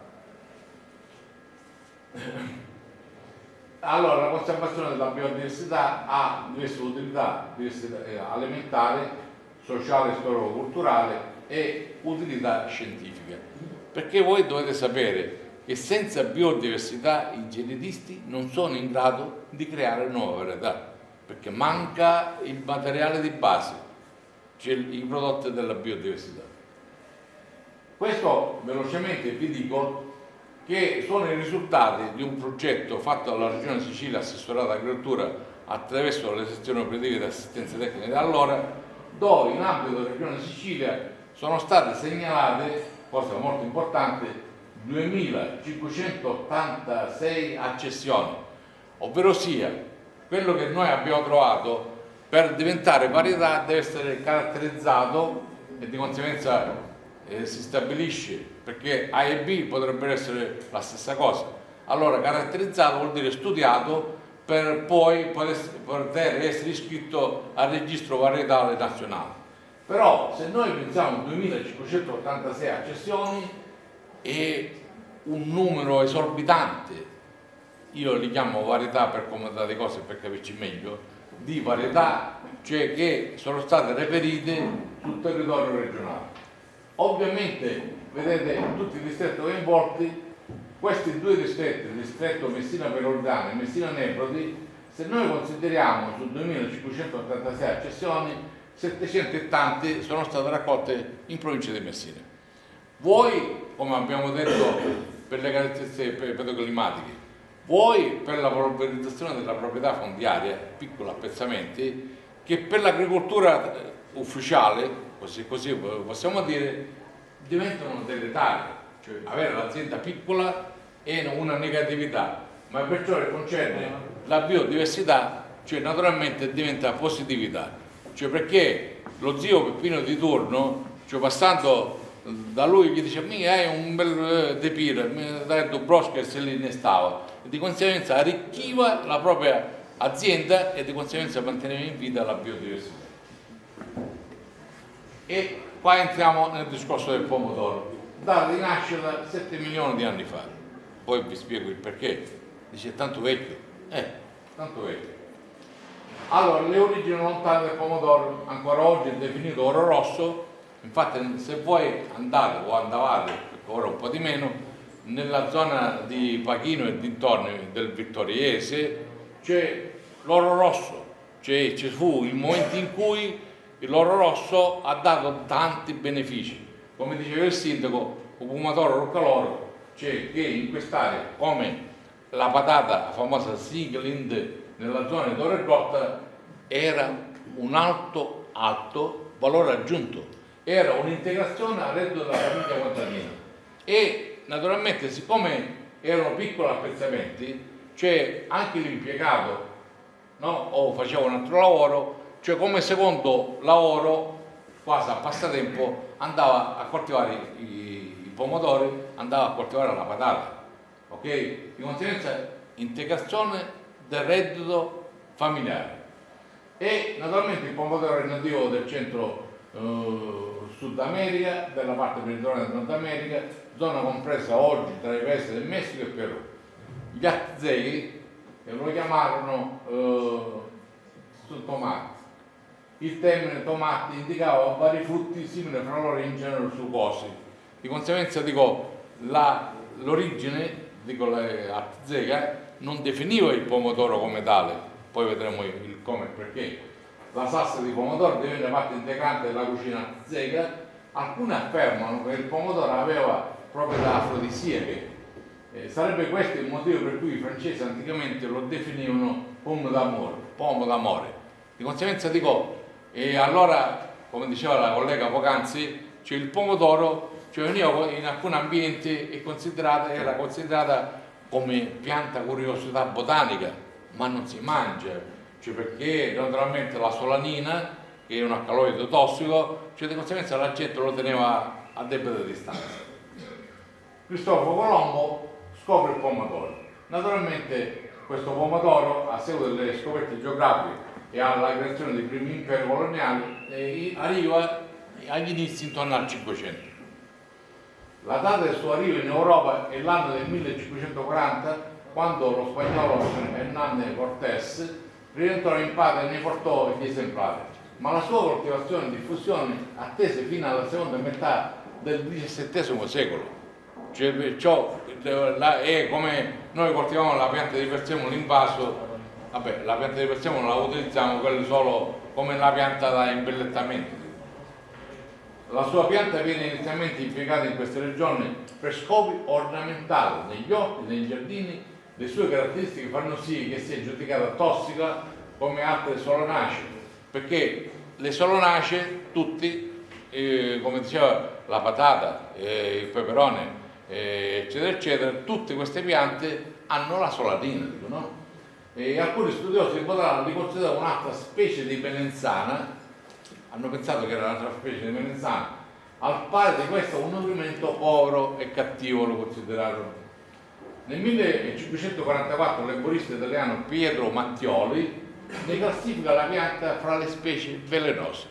Perciò il Mattioli, che era un eminente studioso dell'epoca, la battezza e la riconosce come pianta velenosa, anche se ammette di aver sentito voci secondo le quali in alcune regioni il suo frutto viene mangiato fritto nell'olio, ok?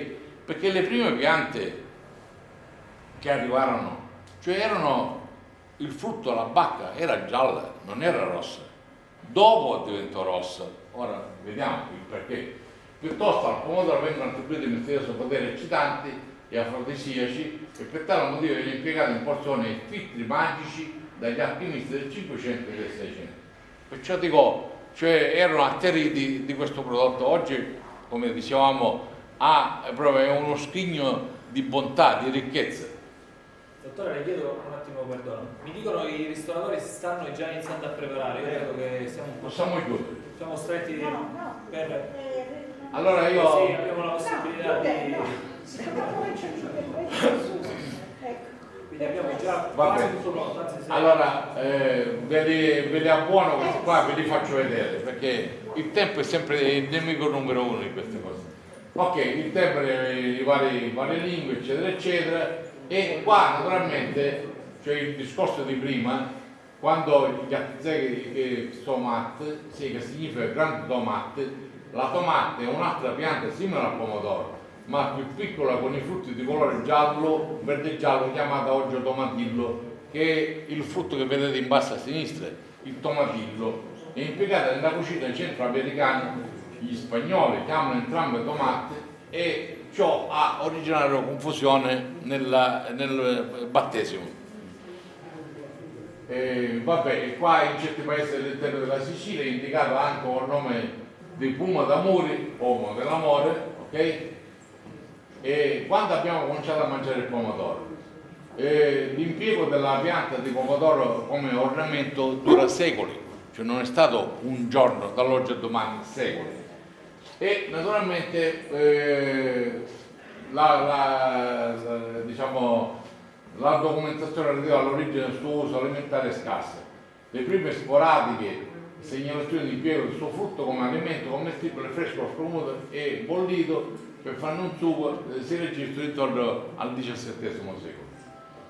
Vabbè, questo andiamo avanti. Nel 1762 Lazzaro Spallanzani, un altro eminente studioso dell'epoca, ne definisce le tecniche di conservazione notando per primo come gli estratti fatti bollire e posti in contenitori chiusi e non chiusi non si alterano.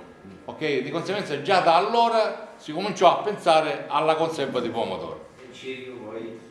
Cirio conserva, ma Cirio, cioè da un'intervista fatta tempo addietro, cioè importano, fra cui Cirio, cioè il triplo concentrato di pomodoro dalla Cina. Sì, vabbè, allora, no, io sto parlando di ora, che lo importiamo come triplo concentrato di pomodoro e poi lo lavoro e diventa doppio concentrato di pomodoro italiano. Vabbè, andiamo avanti. E qua naturalmente uno studioso francese, parigino, Nicolas Appert, pubblica l'opera come conservare le sostanze vegetali, eccetera, eccetera. Poi qua altri studiosi, poi nel 1839 il napoletano Don Ippolito Cavalcanti, duca di Bonvicino, nella cucina casarinola con la lingua napoletana, in appendice alla seconda edizione della cucina teorico Frate, fornisce la ricetta per una salsa, che naturalmente saltiamo perché il tempo è tiranno, sì, anche perché penso che l'ora di pranzo inizia a un'altra cosa molto importante, vado avanti, nelle varietà coltivate in serra il contenuto nutritivo è più ridotto da studi fatti, notizie varie, e poi naturalmente molti studiosi delle varie epoche hanno scritto sul pomodoro e nello specifico più che sul pomodoro hanno scritto su come cucinarlo, ok? Vede per esempio Pietro Andrea Mattioli, Castro Durante, Francesco Gaudenzio, Vincenzo Corato, Nicolò Paganini, anche lui scrisse, Pellegrino Artusi, eminente studioso di cucina dell'epoca, ok? E qua entriamo e usciamo velocemente in quello che è Re Pomodoro, ok?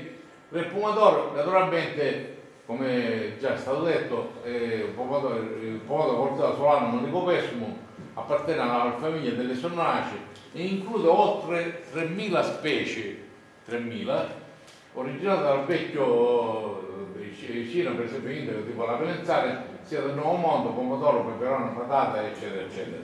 Per non dire anche del tacchino e altre cose che sono arrivate dal Nuovo Mondo.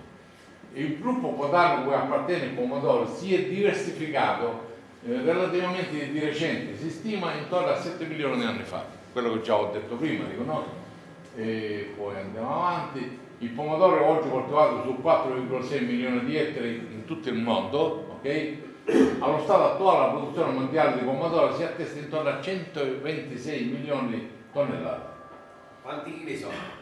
Fai un conto per 1000. E qua naturalmente un flash di quello che ha detto la collega precedente. Andiamo avanti. Risorse genetiche. In un rapporto del 1987 si stimava che le accessioni di gemoplasma di pomodoro e delle specie affini conservate nelle banche del seme del mondo fossero pari a circa 32.000.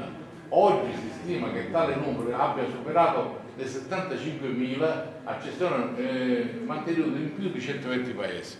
Perciò dico, abbiamo detto accessioni, fin tanto che non viene caratterizzato è accessione, poi diventa varietà. E qua un pomodoro roccoloro che la coltivazione risale agli anni 50, che è un prodotto di nicchia da integrazione del reddito della famiglia, come ho detto prima. Qui devo fare un'osservazione, molto prima. Molto prima. Vi sta bene quanto prima? Così meno giusto. Coltivazione in modo intensivo per i nostri tempi agli anni 20 del 2000. Agli anni 20. Beh. È una notizia non esatta, ecco, mi permetto di dire. Io da quello che mi avevo detto è solo 50. Va bene. Allora. Possiamo fare una media su questo. No, non mettiamo. L'esperienza diretta e familiare. Ovviamente ancora oggi questo pomodoro da serbo viene coltivato su piccole superfici e naturalmente c'è stato un calo su quelle che sono le superfici coltivate a questo ortaggio e naturalmente l'elevata seppellezza delle bacche infatti ne ha fatto in passato un alimento di grande importanza, perché ovviamente in passato ai tempi il frigorifero non c'era, i pomodori fatti in serra non c'erano, di conseguenza finita l'estate l'unico pomodoro che poteva essere mangiato era un pomodoro a scocca, non c'era altro. La coltivazione oggi naturalmente viene coltivata in asciutto su piccole superfici a conduzione familiare con un trapianto in aprile sul terreno profondo con un cesto di pianto mediamente da 0,50 a 1,20, dopo aver eseguito lo scasto e la concimazione di fondo. Lo scasto vuol dire una lavorazione profonda del terreno. Oggi ci sono anche le macchine, ma una volta veniva fatto un picciuto. Perciò dico grande impegno allora più di oggi. Nelle prime fasi viene irrigato, ci viene data un'irrigazione di soccorso, dopodiché poi non viene più coltivato.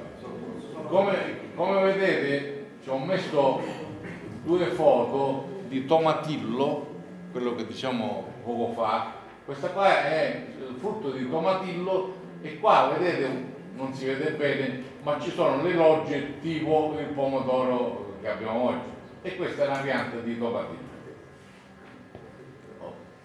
La raccolta viene eseguita da giugno a settembre, cioè in funzione dell'andamento stagionale.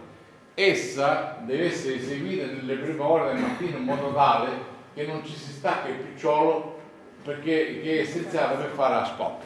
Cioè perché, come si è detto prima, cioè è una funzione ben precisa, perché se uno lo raccoglieva in fase avanzata nella giornata si staccava con facilità, di conseguenza non si poteva fare la scocca. Per fare la scocca i pomodori si possono legare a uno o a gruppi di 3, cioè le due tecniche vengono utilizzate inserendole in un'asola fatta con lo spago. Da quanto mi è stato riferito dagli amici agricoltori, nella zona del grappolo si presenta più armonioso adattando la prima tecnica. Ok? Una persona svelta che ha acquistato una certa maneggevolezza in un'ora riesce a legare fino a 4 grappoli di 5-6 kg l'uno, uno veloce, non io perché per legarne uno mi ricordo ci ho provato.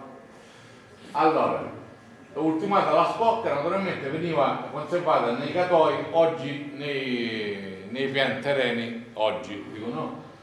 Da indagine di mercato mi è stato detto che il prezzo oggi oscilla fra 5 e 7 euro chilo.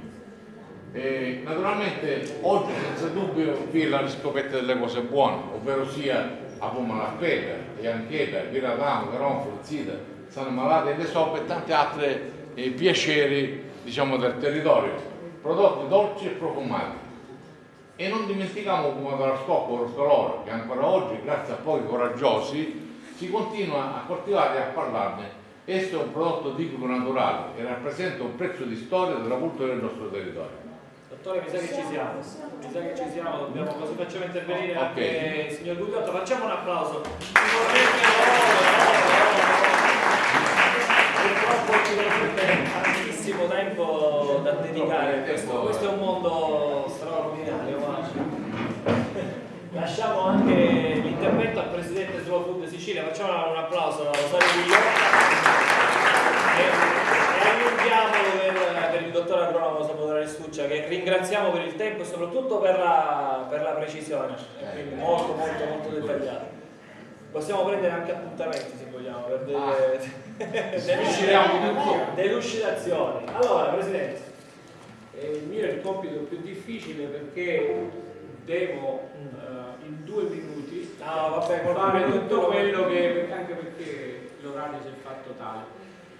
Vado subito al dunque, partendo da una cosa che vi vorrei rendere consapevoli del fatto che voi in questo territorio rappresenta un tesoro. Tutti parlano di scrigno, cose eccetera, ma perché? E lo posso dire in quanto vengo da fuori e tutte le volte che vengo qua ho questa sensazione. Quando il dottore Restuccia parlava di piante alimurgiche o di altro tipo di cose che sono antiche, parliamo di 100 anni a questa parte, molti di voi conoscevano l'argomento. Il tesoro è proprio questo, la consapevolezza che ancora in questi territori c'è molta conoscenza della campagna e di quello che offre la campagna. E allora qual è il motivo più importante per cui stanno nascendo e nasceranno delle situazioni slow food che io rappresento? È quello di fare in modo che questo tesoro venga trasmesso anche alle ultime generazioni, perché mentre in alcuni posti della Sicilia e molto di più comunque in ambiente urbano tutte queste conoscenze preziosissime sono quasi del tutto scomparse e vengono addirittura mistificate con delle cose che non sono più vere, in questo territorio il rischio è che lo perdono le nuove generazioni. E allora qual è il punto? Che tutto questo sapere trasmesso in questa purtroppo breve, perché doveva durare ancora di più, ma magari ci ritagliamo un altro momento per poterlo fare, è quello di poterlo trasmettere alle nuove generazioni. E questo perché la ricchezza di questo territorio è proprio in questo, chiamiamolo, problema che dobbiamo trasformare in opportunità. Il problema è quello di magari essere considerato un territorio un po' più indietro rispetto ad altri che si sono evoluti di più. Cosa è successo negli ultimi 50-60 anni? Molti di queste popolazioni, di tutta questa fascia, diciamo così, dei peloritani, ma vale anche per tutti i Nebrodi, le Madonie, si sono spostati a valle. Se non sbaglio, oltre a Roccavaldina c'è Valdina, e tutto quello che è il litorale, cioè tutto quello che 100 anni fa era in una dorsale, che è questa, adesso già da 50 anni, da un po' è tutta sulla riviera, perché si è pensato che l'evoluzione fosse lì. No, l'evoluzione, ok, è stata lì, ma è stata spesso una pessima evoluzione. La ricchezza è qui, la ricchezza della biodiversità. Biodiversità è un termine che la biodiversità più importante è quella alimentare, quella di cui noi mangiamo e perdiamo anno dopo anno dei pezzi. Quanti di voi quest'anno hanno mangiato la melina lappetta? Ecco, io no. E a colpa di uno che era sotto con i baffi. Allora, cosa c'era? Qual era la ricchezza 100 anni fa di questo territorio? La ricchezza era che questo territorio era l'orto della città. La città viveva dei prodotti di questo territorio. L'avete anche detto. Spesso tutto quello che veniva coltivato in questa zona poi veniva venduto in città. Adesso non saranno più così le cose, perché la globalizzazione ha fatto in modo che il cittadino e tutti noi, oltre il cittadino purtroppo, ci approvvigioniamo dai supermercati, dove viene più facile comprare il cibo. Il cibo, tutti noi, il cittadino non ha chance, non ha altre alternative, lo compra da là, e allora non lo sceglie come si faceva quando c'era Putia, perché il produttore di qua glielo portava all'alimentare della città ed era un pomodoro a scocca, a Roccalore, eccetera, e non solo, ma raccontava anche la storia di quel pomodoro. Adesso si è perso tutto. E allora qual è il compito che ci vogliamo dare? Quello che questa realtà ridiventi l'orto della città, o anche senza andare lontano, basta arrivare a Milazzo, basta arrivare in posti dove invece che dare sempre alimentazione ai grandi centri commerciali, con tutto il rispetto per i grandi centri commerciali, vediamo di riuscire a trovare altri canali che sono fra l'altro molto più salutistici e possono ricreare economia in questo posto. A tale scopo 2 giorni fa, venerdì, è nata per la prima volta, e quindi siamo molto contenti di annunciarlo, la nuova condotta, che significa sezione di Slow Food nel territorio, pensate un po', si chiama Peloritani Tirrenici, quindi proprio da voi. Non l'abbiamo chiamato del mare Tirreno, no, Peloritani Tirrenici, più a identificare proprio questa parte montuosa. È presente, e sì, questo sì che dobbiamo fare un applauso, intanto il fiduciario, facciamo il fiduciario di neoeletto a 2 giorni, e i componenti del comitato, fra cui, a parte, ecco, diciamo che una ce l'abbiamo qua, la vulcanica, come si chiamerò così, grazie a Dio. Questo a che serve? Serve a fare in modo che si possano creare questi flussi, e adesso vedremo che qualche cosa di appunto mi sono preso di cose da poter fare subito. Ma prima di dire cosa possiamo fare, c'è un'altra cosa importantissima che vogliamo dire, che forse è nata anche prima della condotta, e che è un'altra forma di come fare slow food, che si chiama comunità. La comunità slow food è fatta da persone in un contesto un po' più piccolo, tutte attive attorno a un tema, che è quel pezzettino di territorio che vogliamo sviluppare.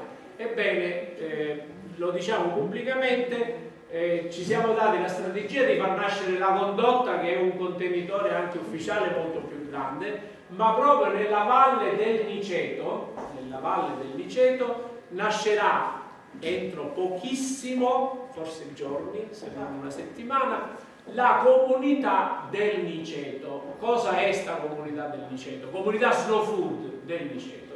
È una comunità che si aggrega attorno a dei prodotti di questo territorio e che avrà come principale obiettivo quelli di individuarli, quindi ti chiederemo sicuramente, ci mancherebbe altro, informazioni.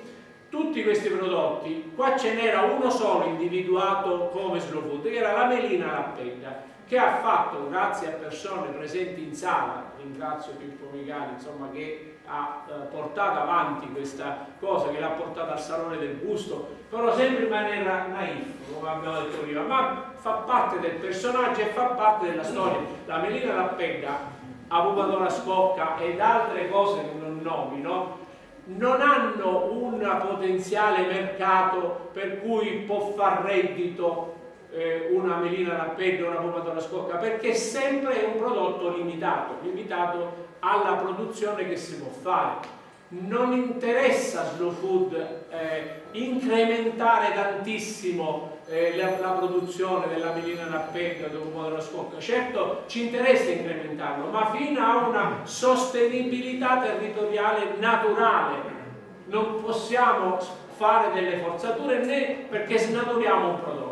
Naturalmente più ce n'è meglio è, anzi, ora vi dirò alcune formule per cui più pomodoro, la melina ha un problema, che è il brevissimo periodo in cui si può mangiare, 1 mese al massimo. Al contrario, il pomodoro invece ha molto di più. Quindi questa comunità, così passo alle cose e poi andiamo a questa degustazione, sono quelle di unire territori. Io se vengo qui si parla che il pomodoro Scocco è solo di qua, giustamente il Roccarolo è solo di qua.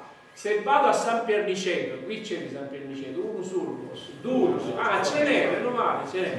Vedi, da noi, io il primo pomodoro Scocco me l'hanno fatto vedere in un catoio senza, io ho visto le foto sue, tutte col cemento sopra. Okay. Invece quella che ho visto io ancora era però era vecchio, una cosa con legno come era una volta. Quindi invece di dire no, questo è un E, questo è un DOI in due paesi che sono uno attaccato all'altro, l'operazione della comunità è di aggregare un micro territorio che è la valle del Miceto, in cui dentro ci metteremo Monforte, ci metteremo Torre Grotte, ci metteremo delle situazioni che fra di loro in maniera sinergica e armonica, i campanili devono essere messi un po' da parte, perché da soli non si va da nessuna parte. Questo territorio può essere molto ben rappresentato, ma per fare cosa? Per produrre tanto e sostituire i prodotti nei supermercati? No, non ce la faremmo.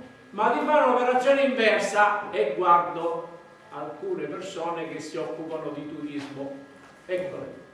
Portiamo la gente qui, il vero obiettivo non sarà quello di aumentare questa produzione, sarà quella di aumentarla per quanto naturale è possibile, senza snaturare il prodotto, e poi utilizzarli come attrattori di turismo sostenibile.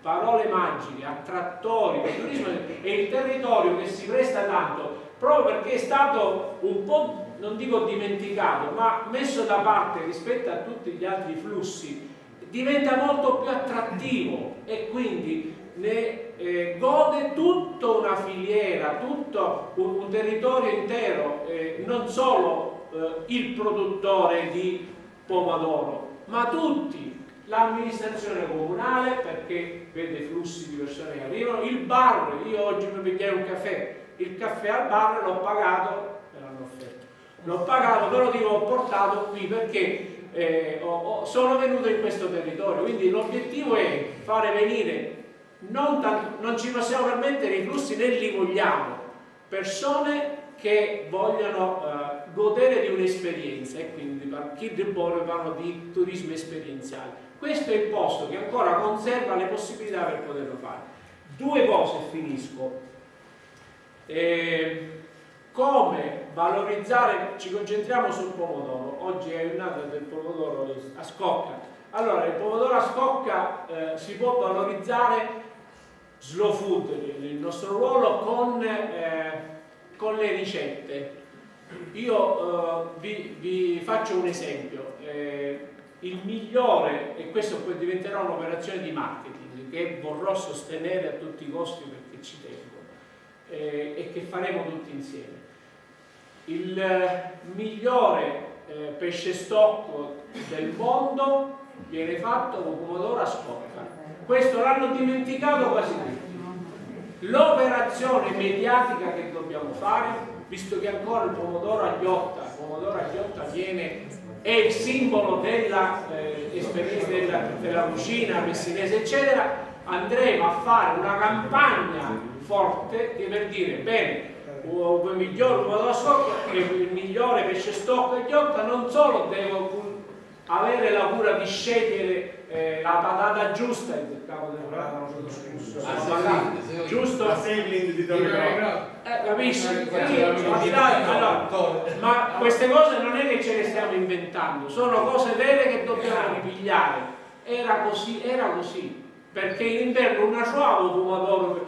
Il pesce stocco è un piatto invernale? Sì, è un piatto invernale perché e non c'era pomodoro 100 anni fa in inverno, solo qui da scocca. Allora, vedete quante tutte verità che dobbiamo ripigliare e fare diventare una nostra cosa di forza, primo. Però non tutte mangiano pesce stocco. Qual è la cosa che invece mangiano tutti a Messina? La focaccia tradizionale messinese. E volete mettere, se io curo che la focaccia sia fatta con i grani antichi di Sicilia, con una scarola locale, con una tuma magari locale e pomodoro a scocca. Io ho già 2 o 3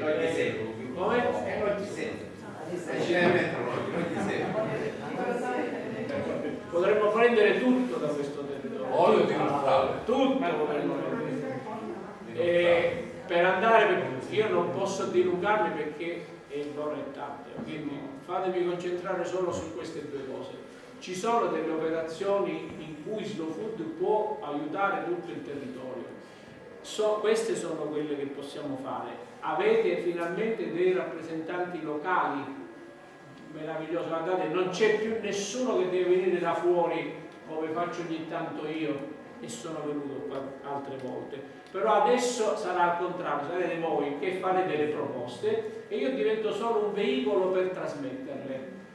Cosa bisogna fare? Sostenere la comunità, non soldi, non ci vogliono soldi per carità. E qui siamo già allora, ci vuole però che quando si sente parlare di cose di slow food che sta facendo la comunità, divulgarle, rendere più visibile possibile. Se ci sono insegnanti, ce ne vorrebbero di più, perché dovremmo insegnare nelle scuole questo tipo di cose, grazie anche alle biologhe nutrizioniste, grazie all'apporto, ecco, Slow Food può fare l'aggregante di queste situazioni e veicolarle nei vari posti. La parte turistica, pensate, uno pensa a Slow Food e pensa che vabbè, io mi iscrivo a Slow Food e mi faccio una cena, la facciamo e le facciamo le migliori possibili.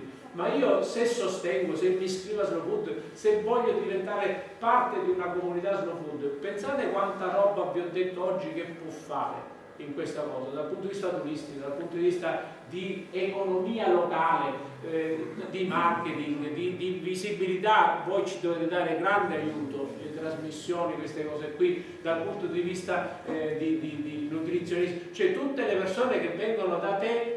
Già in parte tu lo fai perché dai dei messaggi e adesso li dobbiamo dare codificati. Allora, se riusciamo a mettere tutto insieme, questo territorio ne potrà avere grande beneficio.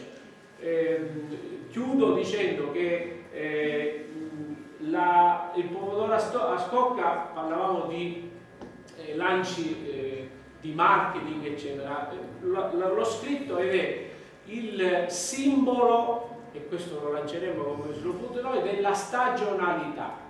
Noi di Slow Food ci teniamo come primo principio, insieme a tante altre cose, che sia naturale eccetera, a quello della stagionalità. Bene, come si fa a destagionalizzare? Il pomodoro a scocca Roccarolo in generale è il simbolo della destagionalizzazione, addirittura fino a 11 mesi. Non esiste, non c'è nessun altro prodotto orticolo o facilmente locale che può avere questa stagionalità. Ci sono altre cose ma vengono conservate, vedi cappolo, cose eccetera, hanno bisogno di... Qui invece è la natura stessa e il metodo di raccolta senza mettere niente di aggiunta. Avete questo tesoro che non è soltanto il pomodoro, ma questa conoscenza non sopita e non volatilizzata attraverso la globalizzazione. Coltivatevi questi tesori e Slow Food vi aiuterà a fare in modo che diventino anche un orgoglio per tutto il vostro territorio. Grazie.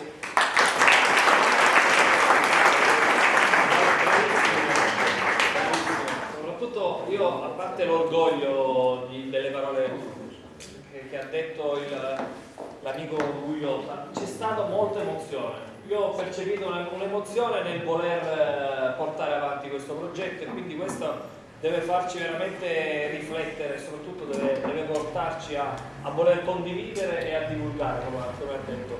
Prima di chiudere, naturalmente volevo far dire due parole alla vulcanica Graziella Parina. Facciamo un applauso perché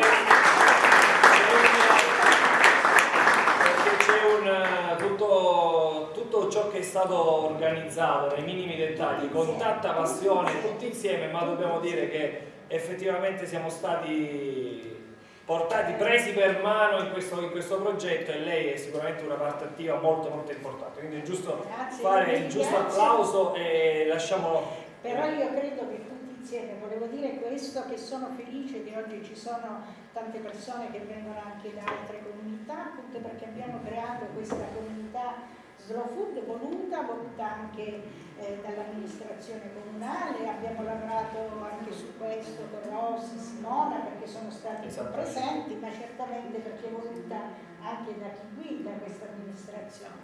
Quindi un grazie di cuore. E mi auguro che si cresca sempre tutti insieme, perché ancora molto rimane da fare, e lo faremo anche andando negli altri comuni che fanno parte di questa comunità, dove loro parleranno dei loro prodotti, porteranno la loro esperienza, parleranno appunto, come diceva Saro Gugliotta, della parte culturale e turistica oltre che gastronomica del loro territorio. Anzi ringrazio i rappresentanti di Monforte, di Valdina che forse sono andati via, e credo anche di San Perniceto e Torre Grotta. Ringrazio i produttori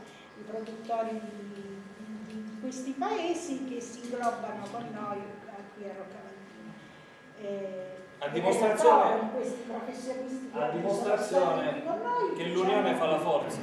Assolutamente, lo abbiamo ripetuto più volte. Insieme si cresce, indipendentemente dalle nostre idee, però tutti dobbiamo impegnarci a far crescere questa comunità. Perché dalla mia esperienza tra fascia ionica e fascia ionica, dove io mi trovo anche durante qualche giorno della settimana a operare in altri ambiti, devo dire che la fascia tirrenica si deve un po' svegliare rispetto all'altra zona, e noi ci impegneremo affinché questo accada, svegliare nel senso che deve essere aiutata, non perché.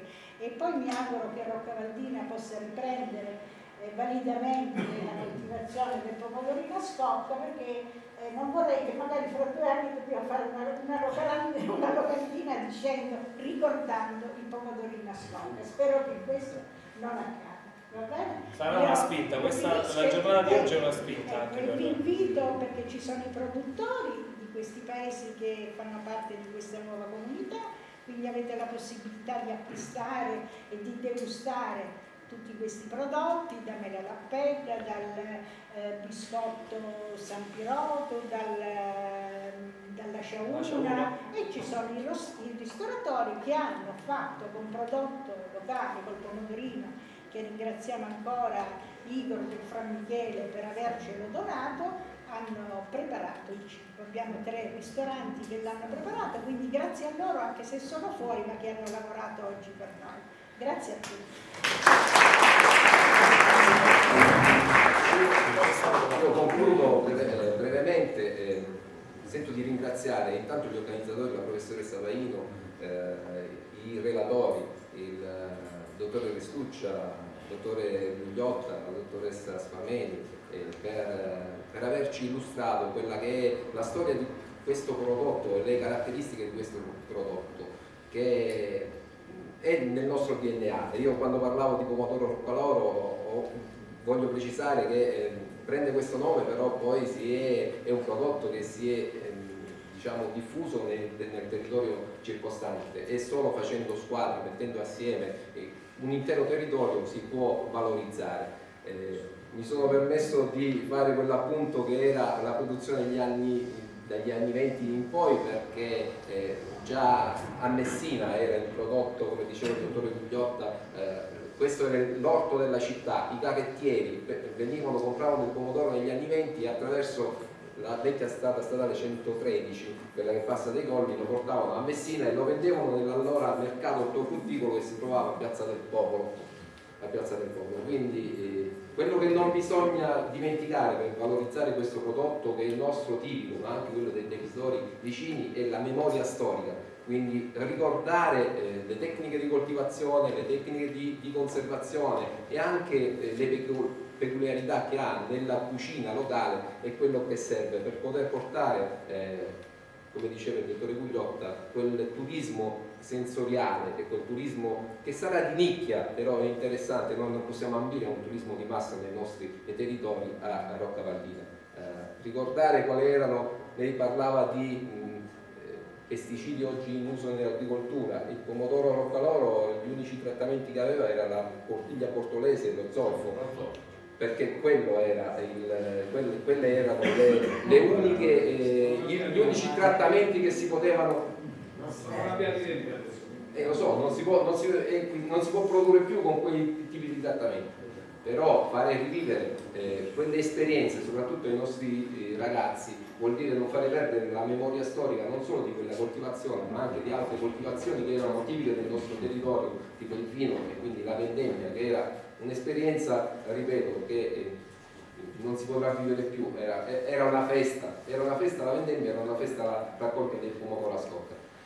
Grazie a tutti per la vostra presenza, grazie ai nostri relatori, speriamo che di queste giornate se ne succedano negli anni e nei mesi a venire. Grazie ancora e buona continuazione di giornata. Allora potete recarvi in piazza, naturalmente ci sarà tutto ciò che desiderate da fare.